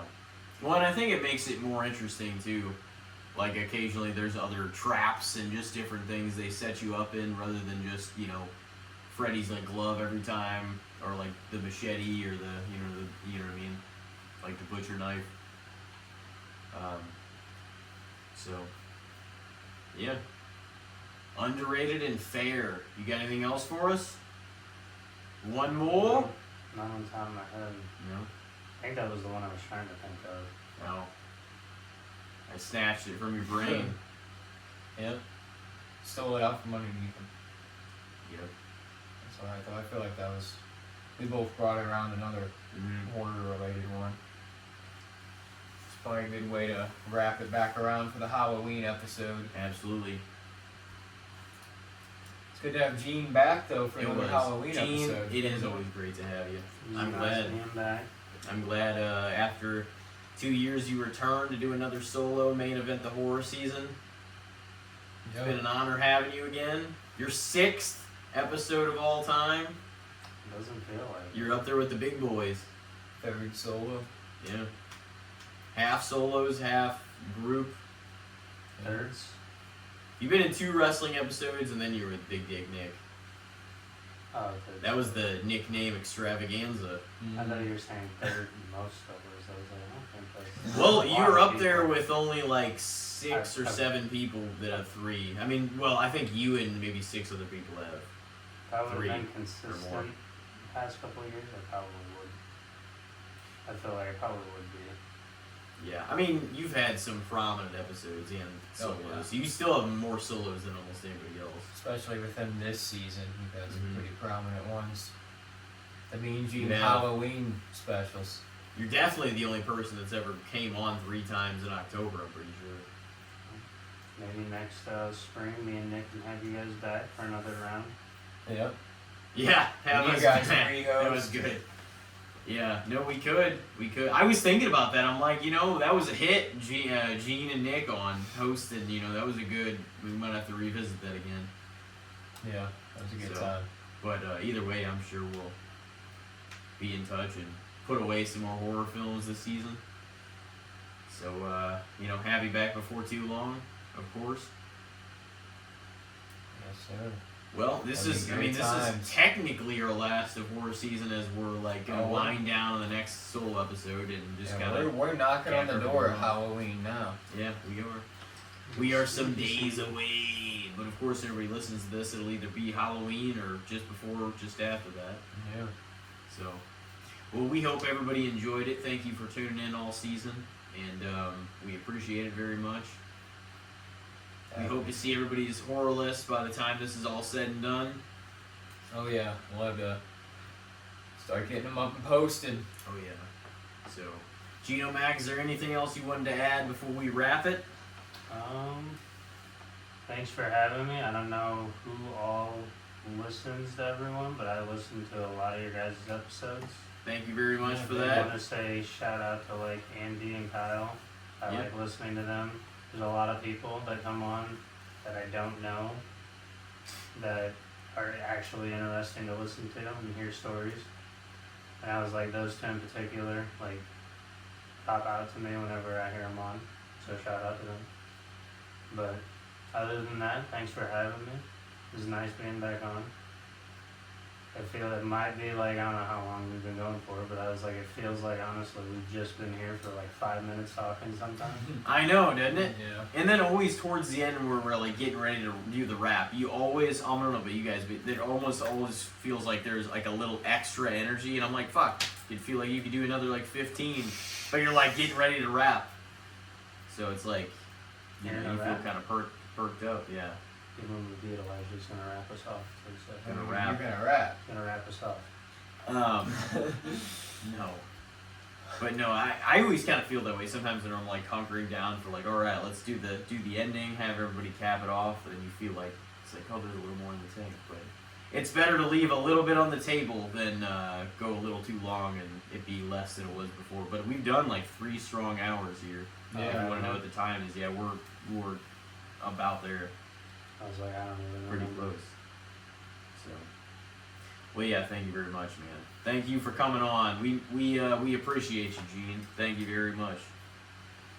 Yeah. And Happy Halloween. yeah, happy Everybody out Halloween. there. Happy Halloween, everyone. We will see everybody in November. Until then, we hope to hear from you. Make your horror list. Stay tuned with all these episodes. Give Strip Club Gene a big shout out. Let him know how good of a job he did tonight. He'll appreciate it. So in the meantime, take care of yourselves. Happy spooky season. We will see you in November. Stay safe out there. Have a great week.